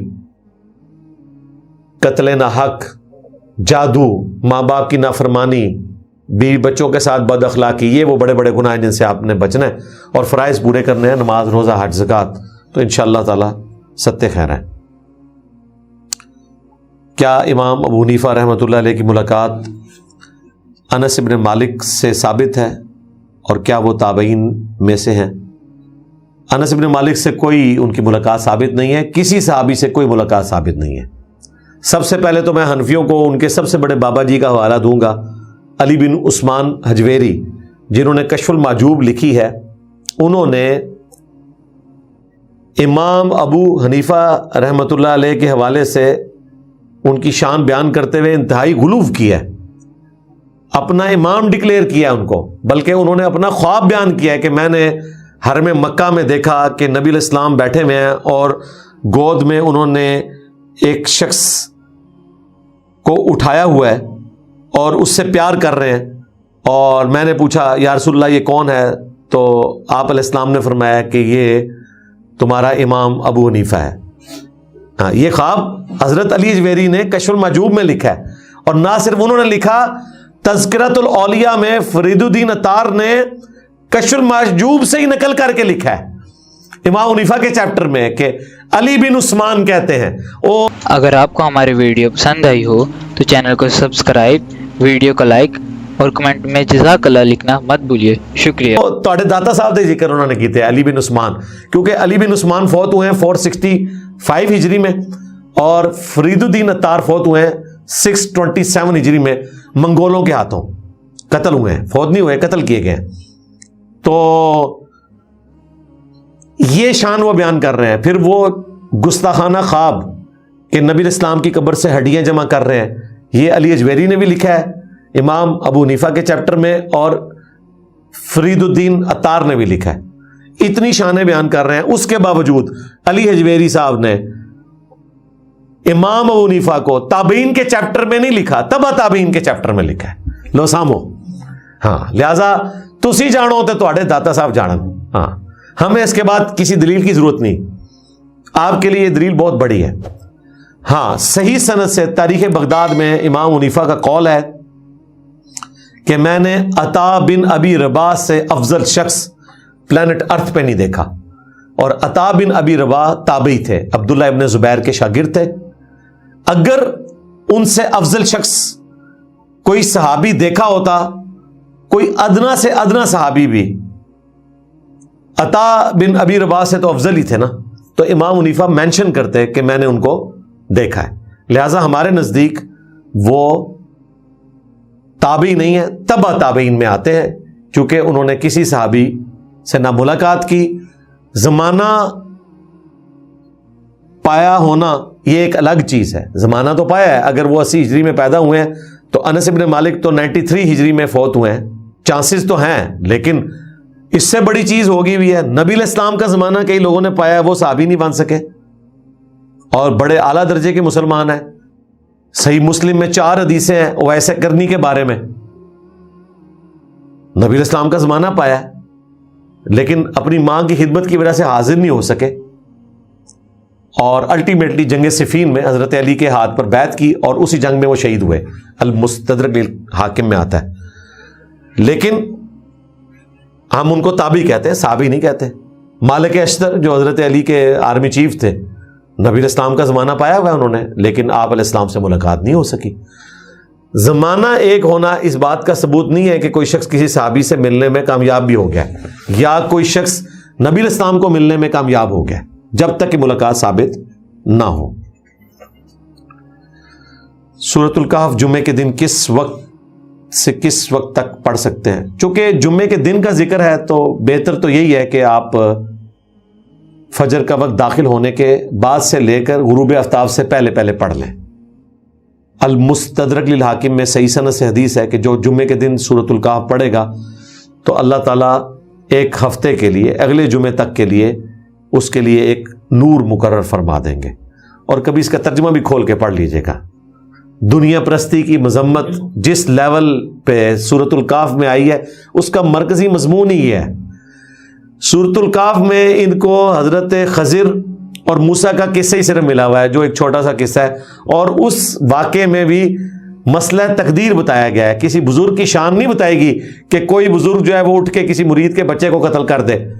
وہ بتایا گیا ہے کہ اللہ کی طرف سے موسیٰ علیہ السلام کو ایجوکیٹ کیا گیا تھا, کیونکہ خضر علیہ السلام کہتے ہیں میں نے اپنی مرضی سے نہیں کیا, یہ اللہ نے چاہا کہ ایسا کیا جائے. تو یہ پیغمبر ہی دعویٰ کر سکتا ہے یا کوئی فرشتہ کر سکتا ہے. بیسیکلی مسئلہ تقدیر بتایا گیا تھا کہ بظاہر جن کاموں میں تمہیں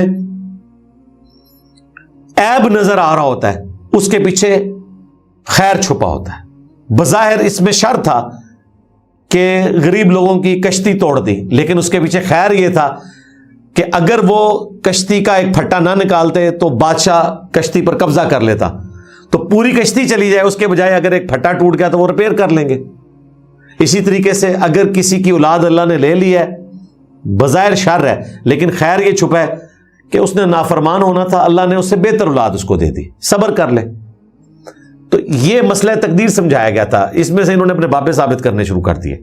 ایک واقعہ, باقی تو دنیا پرستی کی مذمت ہے. اصحاب الکہف کا واقعہ دنیا پرستی کی جڑ کاٹنے والا ہے کہ چند نوجوان انہوں نے اپنی جان کی پرواہ نہیں کی, اپنے رب کے لیے قربانی کی. اللہ نے 300 سال کے لیے ان کو سلا دیا. اب 300 سال بعد آپ کو ان کی شان تو نظر آتی ہے کہ وہ اٹھے, لیکن ایک لمحے کے لیے سوچیں کہ ان کے بیوی بچے ماں باپ دنیا سے گئے ہوئے 300 سال گزر چکے. تو اس اگر آپ کو ہماری ویڈیو پسند آئی ہو تو چینل کو سبسکرائب, ویڈیو کو لائک اور کمنٹ میں جزاک اللہ لکھنا مت بھولیے. شکریہ. اس اٹھنے کی خوشی کے ساتھ یہ غم بھی تو تھا نا, اس سے بھی تو وہ گزرے.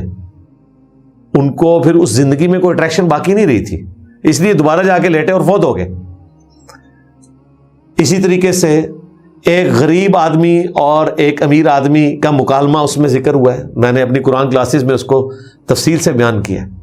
اور پھر جو کلائمیکس ہے سورۃ الکہف کے اینڈ پہ جا کے, وہ دنیا پرستی کی مذمت ہے. تو سورۃ الکہف کا ترجمہ بھی پڑھ لیں, ایک دفعہ ترجمہ بھی پڑھ لیں, صرف عربی پڑھنے پر زور نہ لگایا کریں.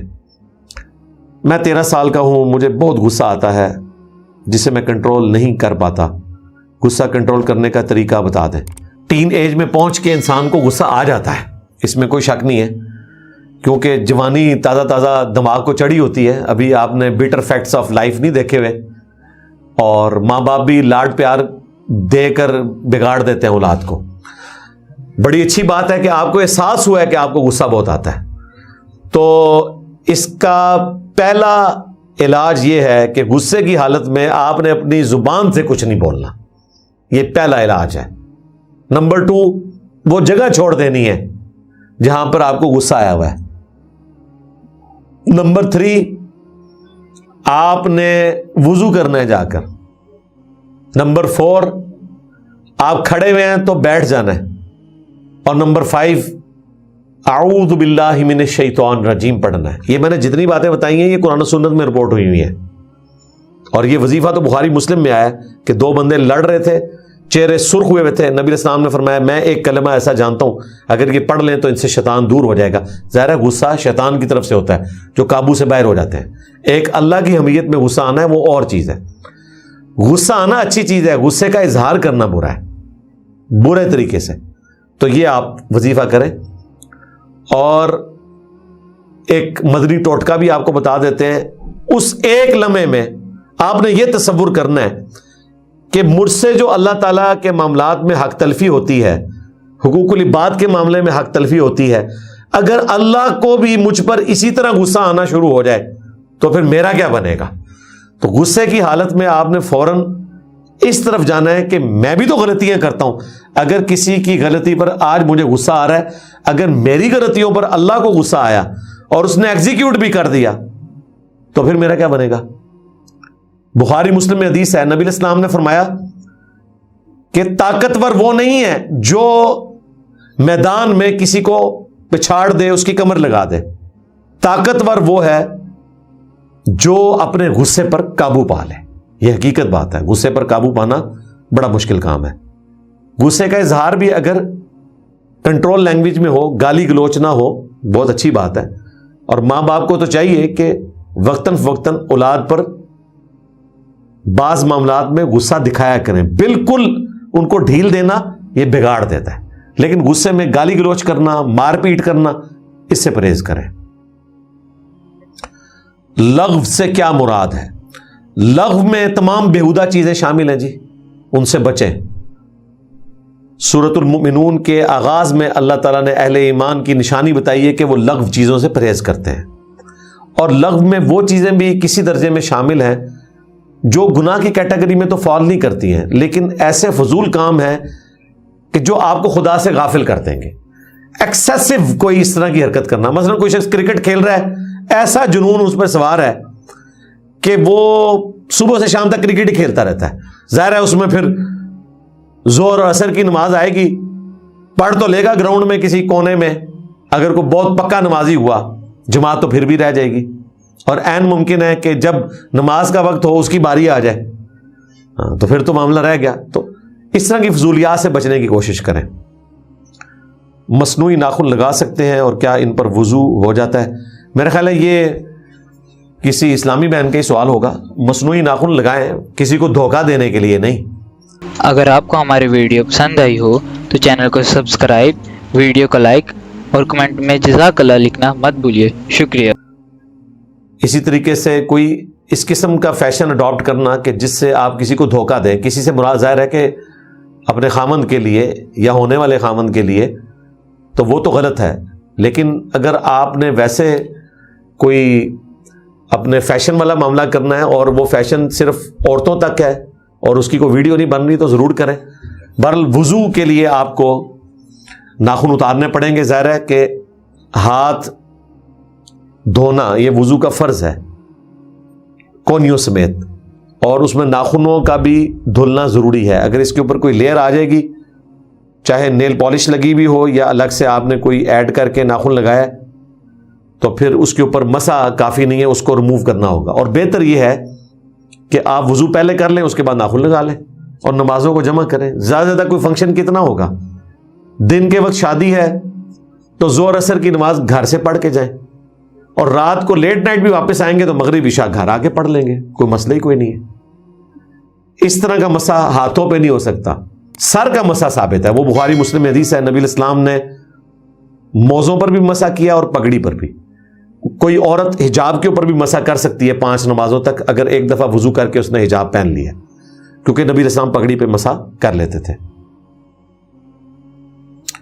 ہمارے ہاں اکثر شادیاں ایسی ہیں کہ شوہر بیرون ملک رہتے ہیں اور بیویاں پاکستان میں، شوہر سال یا 2 سال کے بعد 1 مہینے کے لیے آتے ہیں، کیا بیوی کو ایسی زندگی گزارنے پر صبر کرنے کا ثواب ملے گا؟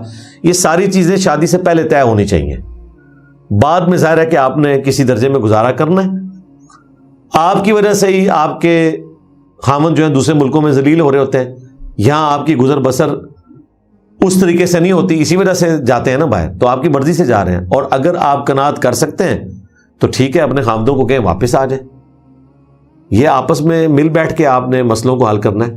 البتہ وہ خامن جو کہ اپنی بیویوں کو ساتھ رکھ سکتے ہیں، افورڈ کر سکتے ہیں، اور وہ 1 سال 2 سال کے لیے غائب رہتے ہیں گھر سے، اپنے ساتھ بھی ظلم و زیادتی کا معاملہ کر رہے ہیں، اپنی بیویوں کے ساتھ بھی، تو ان کے لیے تو میری یہی نصیحت ہے کہ اپنی بیویوں کو اپنے ساتھ لے جائیں دوسرے ملکوں میں۔ کیا بچے کی پیدائش کے بعد 40 دن تک عورت ناپاک سمجھی جائے گی؟ خواہ خون آنا بند ہو جائے، نماز نہیں پڑھ سکتی، باہر نہیں جا سکتی، اور 41ویں رات گھر سے باہر گزارنی ضروری ہے؟ اور کوئی ضروری نہیں جی، گھر سے باہر گزارنا ضروری نہیں ہے، اور نہ 40 دن کی گنتی ضروری ہے، 40 دن زیادہ سے زیادہ ہے۔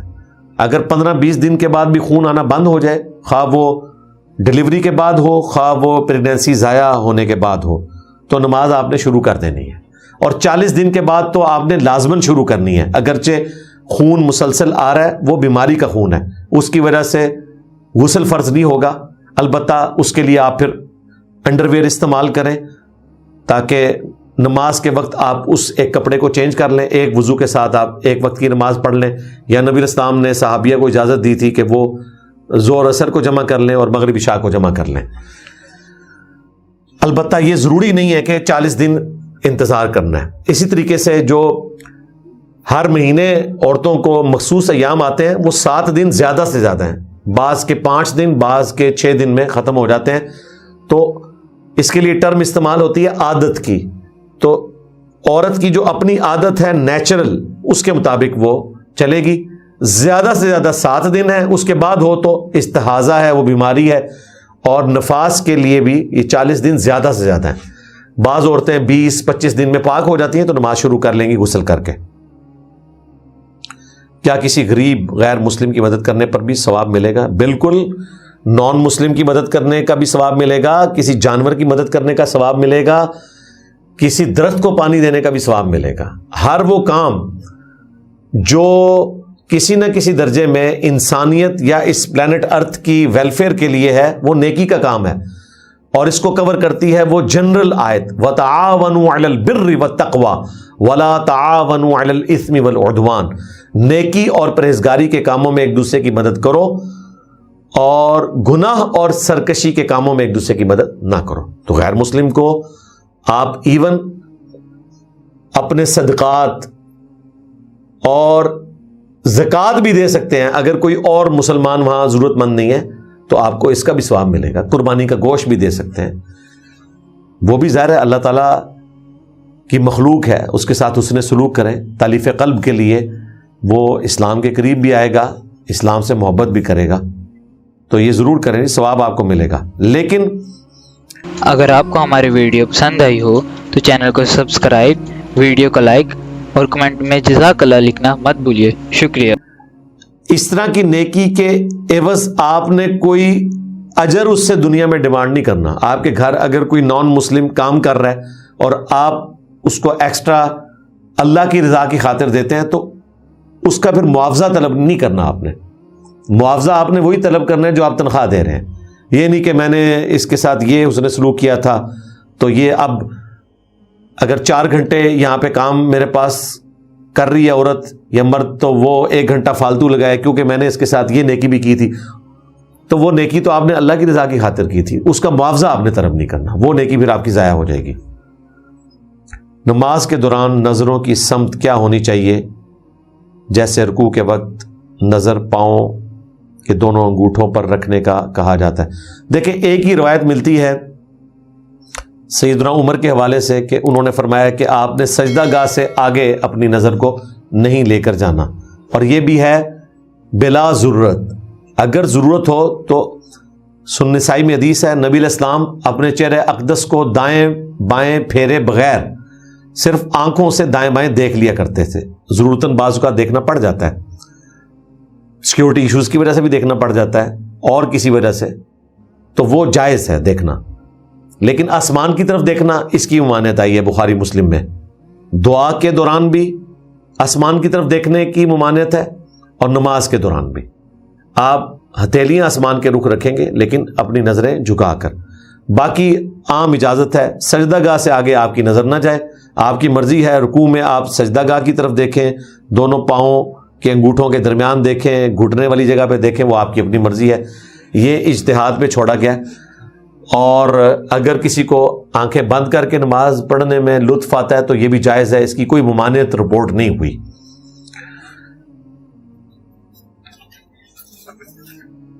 جو حج کر کے آیا اسے حاجی کہنا کیا بدعت ہے؟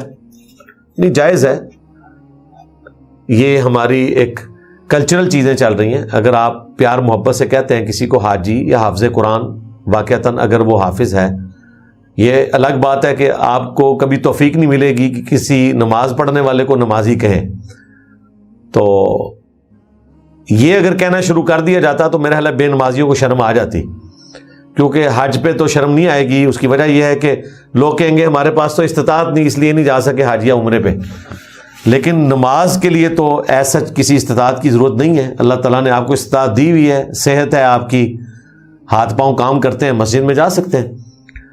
کلچرل چیز ہے یہ، آپ کہہ لیں، لیکن جو حج کر کے آئے وہ اپنے نام کے ساتھ حاجی نہ لکھے، اس میں تو بالکل نظر آتا ہے کہ وہ ریاکاری کرنا چاہتا ہے، دکھلاوا کرنا چاہتا ہے۔ اور قرآن پاک میں اللہ تعالیٰ نے فرمایا کہ ریاکاری کر کے اللہ تعالیٰ کی راہ میں جو تم نے مال خرچ کیا ہے اپنی نیکیوں کو ضائع نہ کرو۔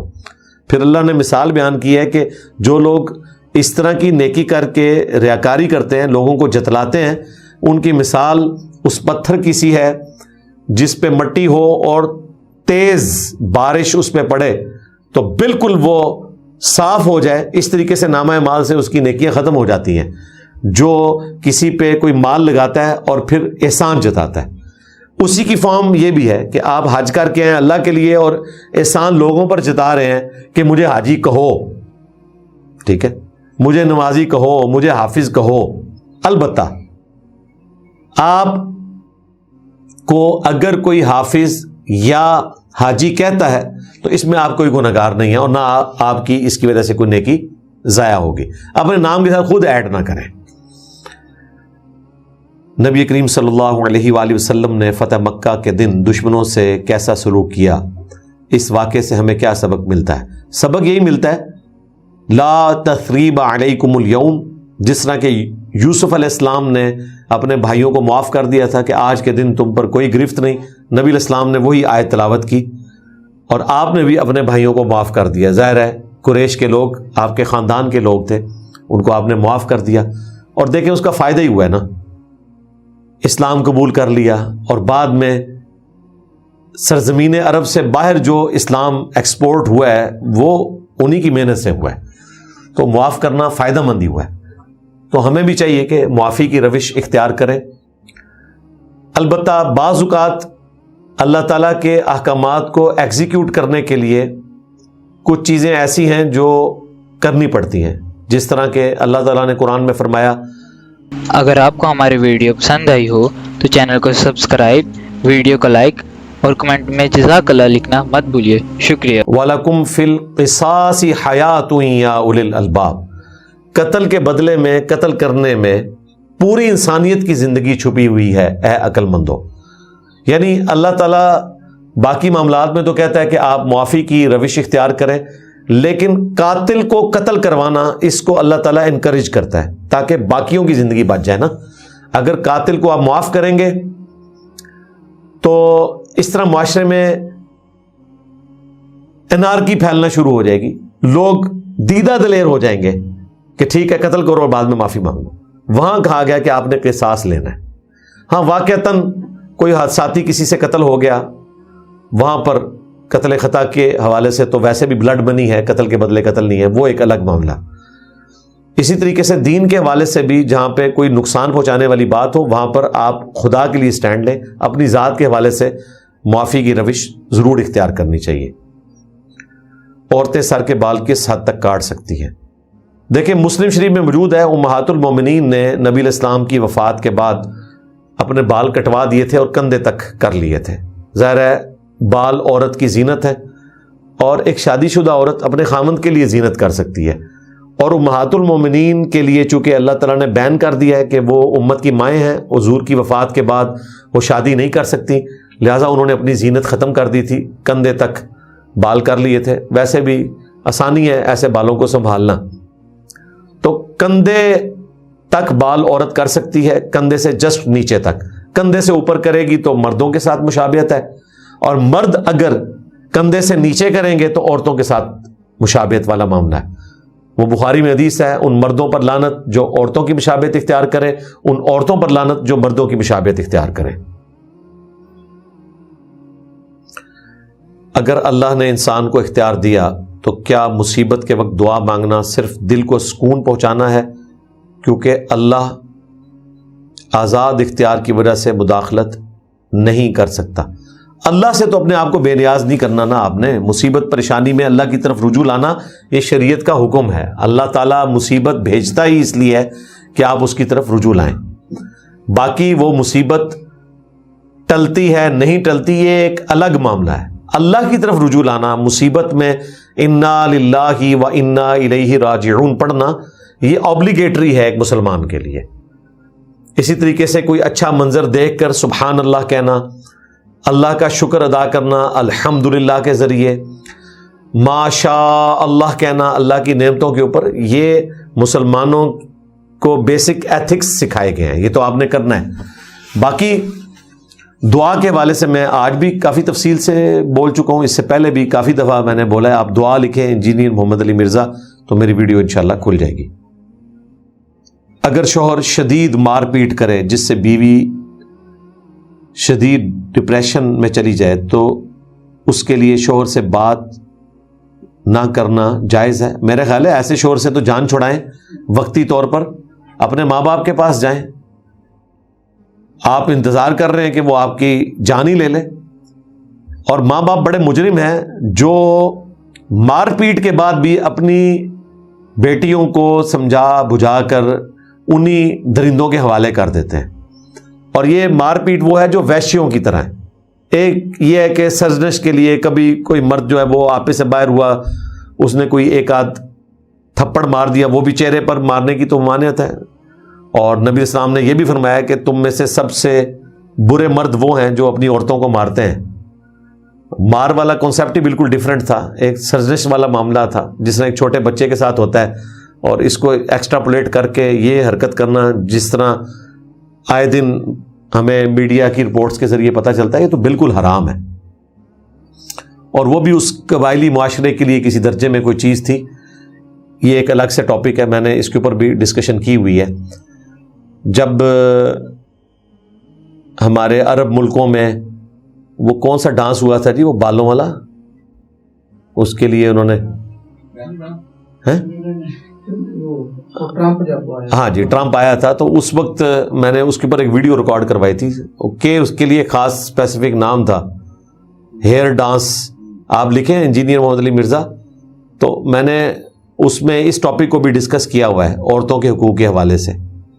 یہاں پر تو یہ ہے کہ ماں باپ ویشیوں کی طرح جو مارنے والے مرد ہیں ان کے پاس اپنی بچیوں کو واپس کیوں بھیجتے ہیں؟ اگر آپ کو ہماری ویڈیو پسند آئی ہو تو چینل کو سبسکرائب، ویڈیو کو لائک اور کمنٹ میں جزاک اللہ لکھنا مت بھولیے۔ شکریہ۔ وہ چاہتے ہیں کہ اگلی دفعہ لاش آئے، اور آ بھی جاتی ہے۔ ایک مرد اگر خود ذہنی مریض ہے اور ویشیوں کی طرح مارتا ہے تو اس سے تو خلا والا معاملہ ہی کر لینا چاہیے۔ بالکل، تو آپ بھی ایسا ہی کریں جی، اس کو احساس دلائیں۔ میں پڑھائی میں محنت کرنا چاہتا ہوں لیکن دل نہیں مانتا، جب بھی پڑھوں تو سستی یا کام بند کرنے کا دل کرتا ہے۔ ظاہر ہے پورا دن ریلز دیکھتے ہیں تو یہی ہوگا، برائے کرم اس کا حل بتائیں. سب سے پہلے تو اپنا موبائل، ٹیب، یہ چیزیں جو ہے نا، اس کو کسی جگہ آپ الماری میں بند کر کے اس کی چابی جو ہے نا کسی دریا میں جا کے پھینک دیں، پھر آپ کا پڑھنے کو دل کرے گا. اور زیادہ سے زیادہ دل کرے تو ٹی وی پہ کوئی چیز، کوئی پروگرام دیکھ لیں. یوٹیوب بھی دیکھنا ہے تو اسی پہ دیکھیں. اور یہ بھی بتائیں کہ آپ وقت کا انتظام کیسے کرتے ہیں، جب دل نہ لگے تو کیا راستہ اپناتے ہیں. دل لگانا ہے جی، مجبوری ہے، آپ نے ڈیوٹی سمجھ کے کرنا ہے. اپنا ٹائم ٹیبل بنائیں اور اس ٹائم ٹیبل کو فالو کرنے کی کوشش کریں، اور وہ ریئلسٹک ٹائم ٹیبل ہونا چاہیے. اس میں آپ کے جو کھانے کی ٹائمنگ ہے، نماز کی ٹائمنگ ہے، کھیل کود کی ٹائمنگ ہے، اور فارغ اوقات کی جو ٹائمنگ ہے، اس کو ایڈجسٹ کر کے آپ نے کوئی ایسا معاملہ کرنا ہے. اگر آپ پڑھائی کے لیے ایسا ٹائم رکھتے ہیں کہ جو آپ کے کھیلنے کا، کھانے پینے کا ٹائم ہے یا نماز کا، پھر تو آپ پڑھ بیٹھے. تو بہتر جو ٹائم ہم نے دیکھا ہے وہ فجر سے لے کر اور اسکول کالج جانے تک وہ بہترین ٹائم ہوتا ہے، یا پھر عشاء کے بعد 1-1.5 گھنٹہ کوئی پڑھنا چاہے تو وہ پڑھ لے. یہ 2 ٹائم ایسے ہیں جو پڑھائی کے لیے مخصوص کریں. اور چھٹیوں میں آپ پوری رات جاگ کے بھی پڑھ سکتے ہیں، فجر پڑھ کے سوئیں، اور اپنا ٹائم ٹیبل ضرور بنائیں اور اس کو پھر فالو کریں ریلیجیسلی. کھیل کے وقت کھیل ہو، پڑھائی کے وقت پڑھائی ہو. اس کے سوا اور کوئی چارہ نہیں ہے. میں نے 5ویں جماعت کے بعد قرآن حفظ کیا تھا، اب 7 سال ہو چکے ہیں، مجھے قرآن بھول چکا ہے. آپ نے نہیں حفظ کیا ہوگا، آپ کے ماں باپ نے اپنے گناہ بخشوانے کے لیے آپ کو مدرسے میں داخل کروایا ہوگا. 5ویں کلاس کے بچے کو کون سا شوق ہوتا ہے حفظ کرنے کا؟ اور اس پر وعید سن کر بہت ڈر لگتا ہے. اب مجھے کیا کرنا چاہیے؟ سب سے پہلے تو اپنے ماں باپ سے پوچھنا چاہیے کہ یہ آپ نے مجھے کیوں حفظ کروایا. یہ کوئی فرض نہیں تھا، واجب نہیں تھا، ایک مستحب کام تھا جو شوق پر ڈیپینڈنٹ تھا. شوق بھی ماں باپ کا نہیں، آپ کا اپنا شوق. اس تکلیف میں آپ کو انہوں نے اس اعتبار سے ڈالا کہ آپ بھول جائیں اور آپ قیامت والے دن عذاب کے مستحق ہوں.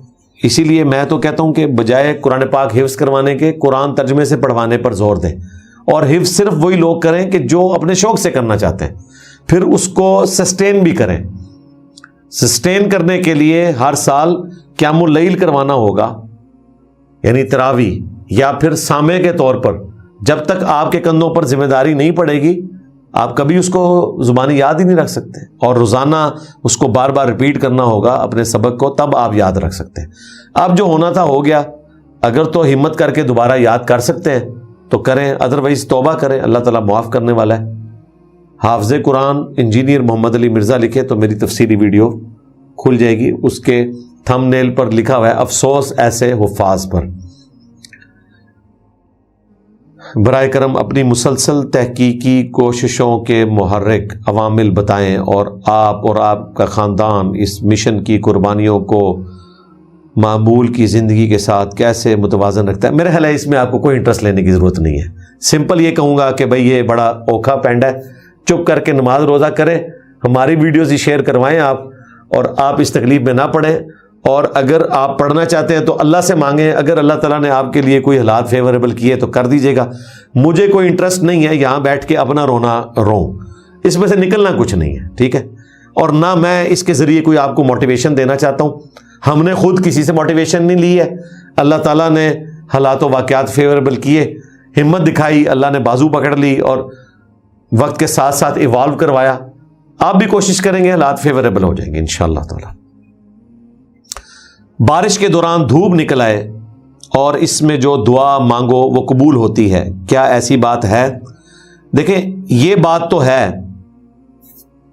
سننا بھی تھا. اگر آپ کو ہماری ویڈیو پسند آئی ہو تو چینل کو سبسکرائب، ویڈیو کو لائک اور کمنٹ میں جزاک اللہ لکھنا مت بھولیے. شکریہ. داؤد کے اندر کہ نبی اسلام نے فرمایا کہ اذان کے بعد کی جو دعا ہے وہ قبول ہوتی ہے، اور میدان جنگ میں لڑائی کے دوران جو دعا ہوتی ہے وہ قبول ہوتی ہے، اور اسی طریقے سے بارش کے دوران کی ہوئی دعا یہ اللہ تبارک و تعالیٰ قبول فرماتے ہیں. یہ ابو داؤد کے اندر حدیث موجود ہے. اسی طریقے سے ابو داؤد میں موجود ہے اذان اور اقامت کے درمیان کی ہوئی دعا رد نہیں جاتی، مظلوم کی دعا رد نہیں ہوتی، باپ کی دعا اپنے اولاد کے حق میں رد نہیں ہوتی. لیکن اس میں ساتھ یہ بھی بتایا گیا ہے، صحیح مسلم میں حدیث ہے، نبی اسلام نے فرمایا کہ کبھی اپنے مال اور اولاد کے خلاف کوئی بد دعا نہ کرو، ہو سکتا ہے کہ قبولیت کا وقت ہو، تو اس چیز کا بھی خیال رکھنا چاہیے۔ اور اس میں ایک اور حدیث ہے بڑی اسٹانشنگ، صحیح مسلم میں، آپ مشکات کی دوسری جلد کے سٹارٹ میں نا جو دعاؤں سے متعلق احادیث ہیں وہ پڑھیں۔ مسلم شریف میں ایک حدیث ہے، نبی الاسلام نے فرمایا کہ جب کوئی شخص اپنے بھائی کی غیر موجودگی میں اس کے لیے دعا کرتا ہے تو اللہ تعالیٰ ایک فرشتہ اٹیچ کر دیتا ہے، وہ فرشتہ اس شخص کے ساتھ دعا میں شامل ہو جاتا ہے اور کہتا ہے کہ اے اللہ، جو دعائیں یہ اپنے بھائی کے لیے کر رہا ہے تو اس کے حق میں بھی قبول فرما۔ تو آپ نے اگر اپنے حق میں کوئی دعا قبول کروانی ہے تو اپنے بھائیوں کے حق میں، اپنے رشتہ داروں کے حق میں، اپنے دوستوں کے حق میں وہ دعائیں کریں، تو مسلم شریف کی حدیث کے تحت آپ کے ساتھ فرشتہ اٹیچ ہو جائے گا اور آپ کی دعا قبول ہوگی۔ مسلم شریف میں ایک اور حدیث بھی ہے، نبی الاسلام نے فرمایا کہ دعا کی قبولیت کے لیے یہ بھی ضروری ہے کہ کوئی شخص جلدی نہ کرے اور مایوس ہو کر نہ بیٹھ جائے کہ میری دعا قبول ہی نہیں ہو رہی، اور یہ سارے کر رہے ہوتے ہیں۔ دعا سے اپنے آپ کو کبھی بھی بے نیاز نہ کریں، دعا کرتے رہیں۔ جامعہ ترمذی میں حدیث ہے، جس کی خواہش ہے کہ مصیبت پریشانی میں دعا قبول ہو تو جب وہ آسودہ حال ہو اس وقت بھی وہ اللہ تعالیٰ کو دعا میں پکارے، اللہ تعالیٰ مصیبت پریشانی میں اس کی دعا کو قبول کرے گا۔ باقی دعا پہ میں کافی دفعہ بول چکا ہوں، آپ میری ویڈیوز دیکھ لیجئے گا۔ ہاسٹل لائف میں جہاں دوسرے لوگ اپنے ناپاک اور پاک کپڑوں کو پاک کیے بغیر ہی دھوبی کو دے دیتے ہیں اور ہم بھی ان کے ساتھ اپنے ناپاک کپڑے یا پاک کپڑے دھوبی کو دھونے کے لیے دیتے ہیں، تو اس میں ہمارے کپڑے پاک ہوں گے یا ناپاک؟ بھائی اگر آپ نے دھوبی کو پاک کپڑے دیے ہیں تو آپ کو پاک ہی مل رہے ہیں، آپ نے یہ تحقیق نہیں کرنی کہ وہاں ناپاک کپڑے کون کون سے شامل ہوئے ہیں۔ اور باقی جو فقہ حنفی نے کپڑے دھونے کا طریقہ بتایا ہے اس کے تحت تو کبھی کپڑے پاک ہو ہی نہیں سکتے، ہاں وہ تو آپ نکال دیں۔ تو اس طرح کے وہم سے باہر نکلیں، اور اگر آپ کو زیادہ وہم ہے تو آپ دھوبی سے دھلوا لیں، صاف تو ہو گئے، اس کے بعد ایک بار آپ خود ان کو نتھار لیں، پاک کر لیں اور خشک کر لیں تاکہ آپ کا وہم نکل ہی جائے۔ میرے ایک دوست کے والد صاحب کا جاپان میں انتقال ہوا۔ جاپان میں نماز جنازہ ادا کی جا رہی تھی، لیکن ایک قاری صاحب نے مرحوم کے بیٹے سے کہا کہ وہ جاپان میں نماز جنازہ میں شریک نہ ہو کیونکہ پاکستان پہنچ کر دوبارہ نماز جنازہ ادا ہوگی اور بیٹا وہاں نماز جنازہ پڑھے گا۔ جی قاری صاحب نے اپنے ناقص علم کے مطابق بالکل درست بات کی ہے، کیونکہ فقہ حنفی میں تو یہی ان کو پٹی پڑھائی گئی ہے، اور ایسا عجیب مسئلہ بتا دیا گیا کہ اگر ولی نے جنازہ پڑھ لیا تو جنازہ دوبارہ ہو ہی نہیں سکتا۔ وہ کہتے ہیں ایک بندے کا جنازہ ایک ہی دفعہ ہوگا، اس لیے وہ جو ولی ہوتا ہے یعنی کہ اس کا بیٹا یا مرنے والے کا باپ یا بڑا بھائی یا چھوٹا بھائی، تو وہ کہتے ہیں وہ جنازہ نہ پڑھے تاکہ دوسرے جنازے کا ہم جواز نکال لیں۔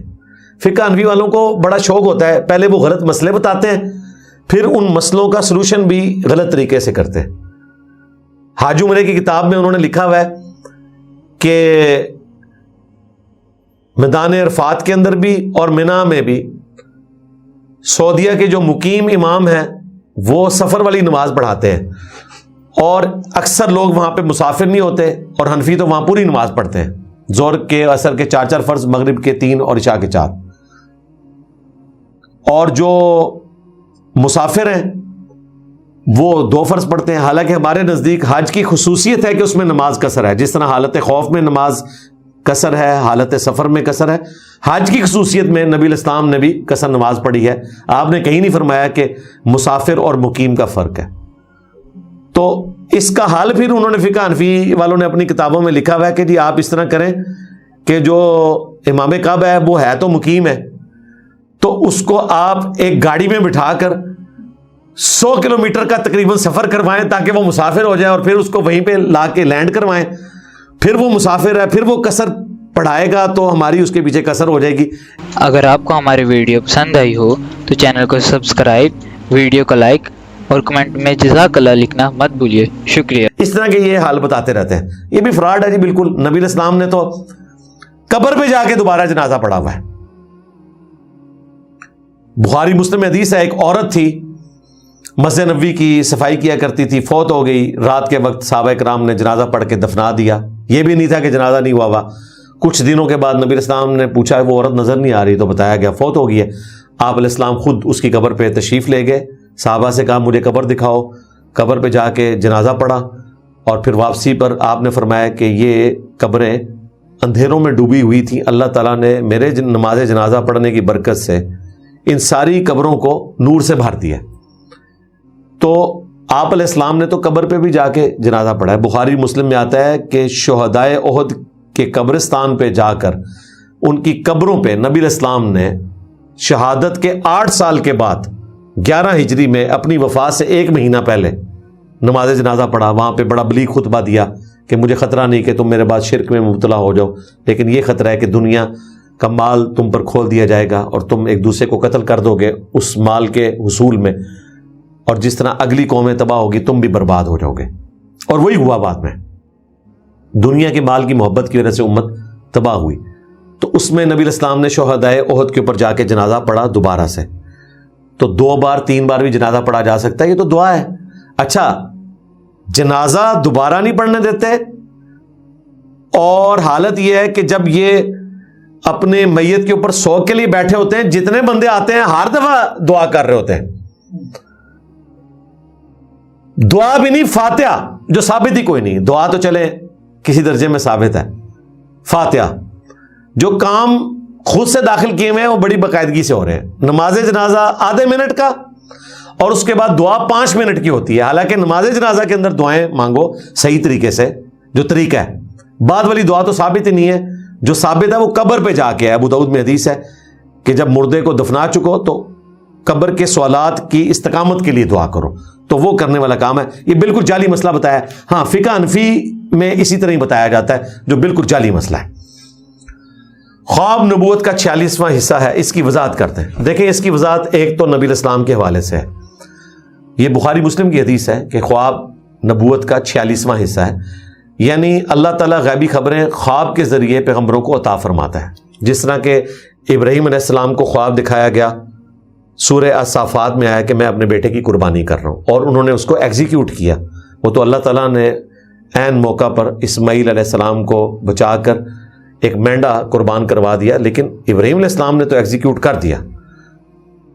تو خواب یقینی تھا، وحی الہی تھا، اس لیے اتنی بڑی ایکٹیویٹی پرفارم کی، ورنہ ایک انسان کو قتل کرنا تو بڑی چیز ہے۔ نبی علیہ السلام کو بھی بخاری مسلم میں آتا ہے کہ پہلے خواب دکھائے گئے باقاعدہ وحی نازل ہونے سے پہلے، اور وہ خواب ایسے ہوتے تھے کہ آپ کو خواب میں جو نظر آتا تھا اگلے دن وہی ہو جاتا تھا، سچے خواب آپ کو دکھائے جاتے تھے۔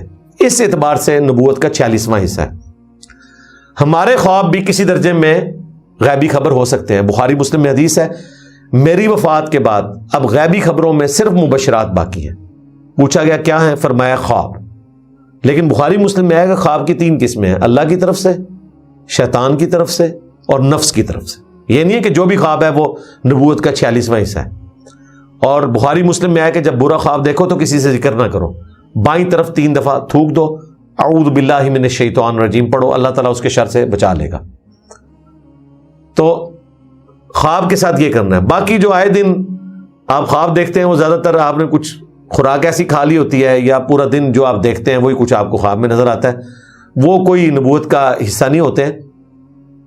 کوئی ایک آدھ خواب ہو سکتا ہے، وہ بھی جب تک پورا نہ ہو جائے آپ ڈیفینیٹلی نہیں کہہ سکتے کہ یہ کوئی غیبی خبر تھی، پوری ہونے کے بعد ہی پتہ چلے گی۔ کیا عقیقہ کے جانور میں قربانی کے جانور والی خصوصیات ہونا ضروری ہے؟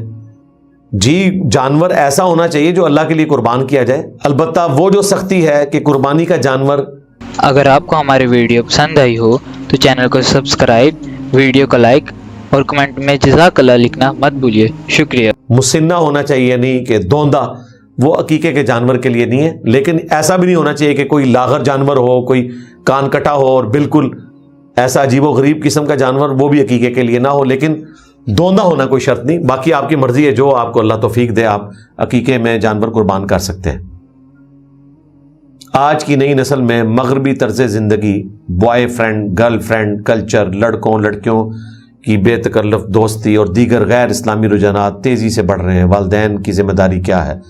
والدین کی ذمہ داری یہ ہے کہ بچپن سے گاڈ اورینٹڈ کریں، قرآن ترجمے سے پڑھائیں، پھر جا کے نوجوان نسل ایکسیپٹ کرے گی۔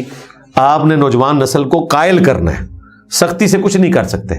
اور وہ آپ نے سٹارٹ سے کرنا ہے. پہلے خدا کا تعارف کروائیں کہ کسی نے ان کو پیدا کیا ہے اور مرنے کے بعد اس کے حضور پیش ہو کر اپنے اعمال کا جواب دہ ہونا ہے. جب تک خدا کا تعارف ہی نہیں ہوگا تو یہ ساری چیزیں تو ثانوی حیثیت رکھتی ہیں. خدا کا تعارف ہی نہیں ہے تو پھر کسی شخص نے کیوں گناہوں سے بچنا ہے اور کیوں نیکیاں اڈاپٹ کرنی ہے؟ تو خدا کا تعارف کروائیں. اس کے لیے جو سائنٹیفک فیکٹس کی روشنی میں ہماری ویڈیوز ہیں یوٹیوب پہ رکھی ہوئی ہدایہ وکٹری چینل کے اوپر، وہ آپ دیکھیں اور ان کو دکھائیں.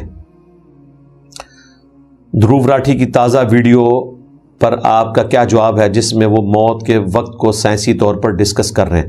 دیکھیں اس کا کنکلوژن تو انہوں نے اس ویڈیو کے اینڈ پہ خود ہی بتا دیا ہے کہ کچھ پتا نہیں ہے جب تک کوئی شخص دنیا میں واپس نہ آ جائے.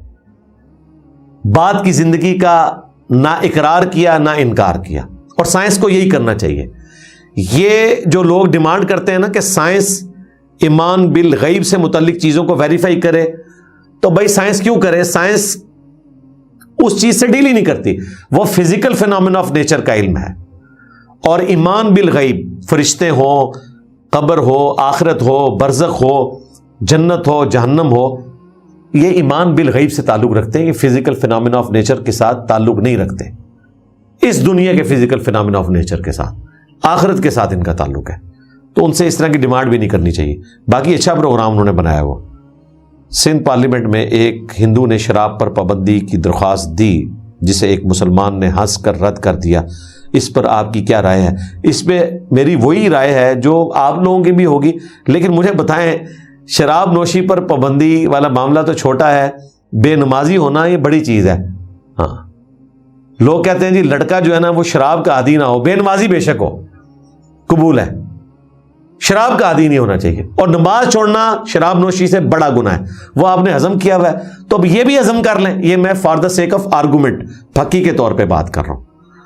لیکن چونکہ یہ ایک نمایاں چیز ہے اس لیے یہ زیادہ ہائی لائٹ ہو جاتی ہے کہ جی شراب کے اوپر. اور بھائی یہاں تو بہت بڑی بڑی چیزیں ہیں کتاب و سنت کے خلاف ہیں. تو ہم بھی یہی کہیں گے کہ مسلمانوں کو شرم کرنی چاہیے جو پارلیمنٹ میں بیٹھے ہوئے ہیں کہ اس قسم کی چیزوں کے ساتھ کھلواڑ کرتے ہیں. اپنے ایمان کی فکر کرنی چاہیے. اگر جادو اور نظر بد کے اثرات ہوں تو کیسے ان حالات سے نکلا جائے؟ جادو اور نظر بد یہ دونوں ہو جاتے ہیں، ظاہر ہے، اس میں تو کوئی شک نہیں ہے. اس سے بچنے کے لیے آخری 3 صورتیں، سورۃ الاخلاص، سورۃ الفلق، سورۃ الناس، ان کو کہا گیا المعوذات، 3 پناہ دینے والی صورتیں. یعنی اللہ کی پناہ حاصل کرنے کے لیے شیطان مردود کے اگینسٹ، جادو ٹونے کے اگینسٹ، یہ آخری 3 صورتیں ہیں. صبح و شام 3 دفعہ پڑھیں. ابو داؤد میں، جامعہ ترمذی میں موجود ہے. اور رات کو سونے سے پہلے 3 دفعہ پڑھیں اور اپنے ہاتھوں پر پھونک کر جسم پر ملیں. اور جامعہ ترمذی ابو داؤد میں موجود ہے، ہر فرض نماز کے بعد 1 دفعہ پڑھیں. اسی طریقے سے بخاری مسلم میں آیا سورۃ البقرہ کی آخری 2 آیات. اسی طریقے سے بخاری شریف میں آیت الکرسی. نبی صلی اللہ علیہ وآلہ وسلم کے تعویذات، یہ میری ویڈیو ہے وہ آپ دیکھ لیں، اس میں میں نے یہ تمام اذکار ذکر کیے ہیں. پچھلے دنوں جو یہ جمرات والا ایشو ہوا، ہمارے جو ایکس کیپٹن ہیں وسیم اکرم صاحب، انہوں نے بولنگ کروا کے جو جمرات پہ کنکریاں پھینکی تھی، تو اس کانٹیکسٹ میں نے تفصیلاً کوئی 1.5 پونے 2 گھنٹے کی ویڈیو ریکارڈ کروائی ہے شیطان کے ٹاپک کے اوپر. وہ ایک سمجھ لیں ویڈیو بک ہے. جمرات لکھیں، شیطان لکھیں، اور وسیم اکرم، انجینئر محمد علی مرزا یہ لکھیں تو ویڈیو وہ کھل جائے گی. اس میں میں نے شیطان، جنات سے متعلق سب چیزیں ڈسکس کی ہیں. جادو ٹونا، وبائی امراض سے بچنے کے سنت وظائف بھی بتائے ہیں. اور اگر کسی کے ساتھ کوئی زیادہ سویر کیس ہو تو جو کتاب و سنت کی روشنی میں علاج کرنے والے عاملین ہیں ان کے پاس جائیں. وہ نہیں کہ جو وہ جنات کو پکارتے ہیں یا بزرگ بابوں کو پکارتے ہیں، ان کے پاس نہیں. جو کتاب و سنت کی روشنی میں علاج کرتے ہیں ان سے آپ علاج کروائیں. کیونکہ کتاب و سنت کے جو علاج ہیں یہ پریونٹیو ہیں، جس طرح کہ ویکسین ہوتی ہے. لیکن جب بیماری ہو جائے تو پھر ویکسین کام نہیں کرتی، آپ کو کیوریٹیو علاج کروانا پڑتا ہے. اس کے لیے کسی ڈاکٹر کے پاس آپ جاتے ہیں. تو روحانی امراض کے لیے بھی ڈاکٹرز موجود ہیں جو کتاب و سنت کی روشنی میں ان چیزوں کا علاج کرتے ہیں. باقی ہم نے آپ کو طریقہ بتا دیا کہ نبی علیہ السلام نے آخری 3 صورتوں کا سہارا لیا ہے. بخاری میں حدیث موجود ہے، نبی علیہ السلام رات کو سونے سے پہلے 3 دفعہ آخری 3 صورتیں پڑھ کے اپنے اوپر دم کرتے تھے۔ اور مسلم شریف میں حدیث ہے آپ کے گھر والوں میں اگر کوئی بیمار ہو جاتا، کسی کو کوئی نظر لگ جاتی، تو یہ آخری 3 صورتیں پڑھ کے آپ ان کو اگر آپ کو ہماری ویڈیو پسند آئی ہو تو چینل کو سبسکرائب، ویڈیو کو لائک اور کمنٹ میں جزاک اللہ لکھنا مت بھولیے۔ شکریہ۔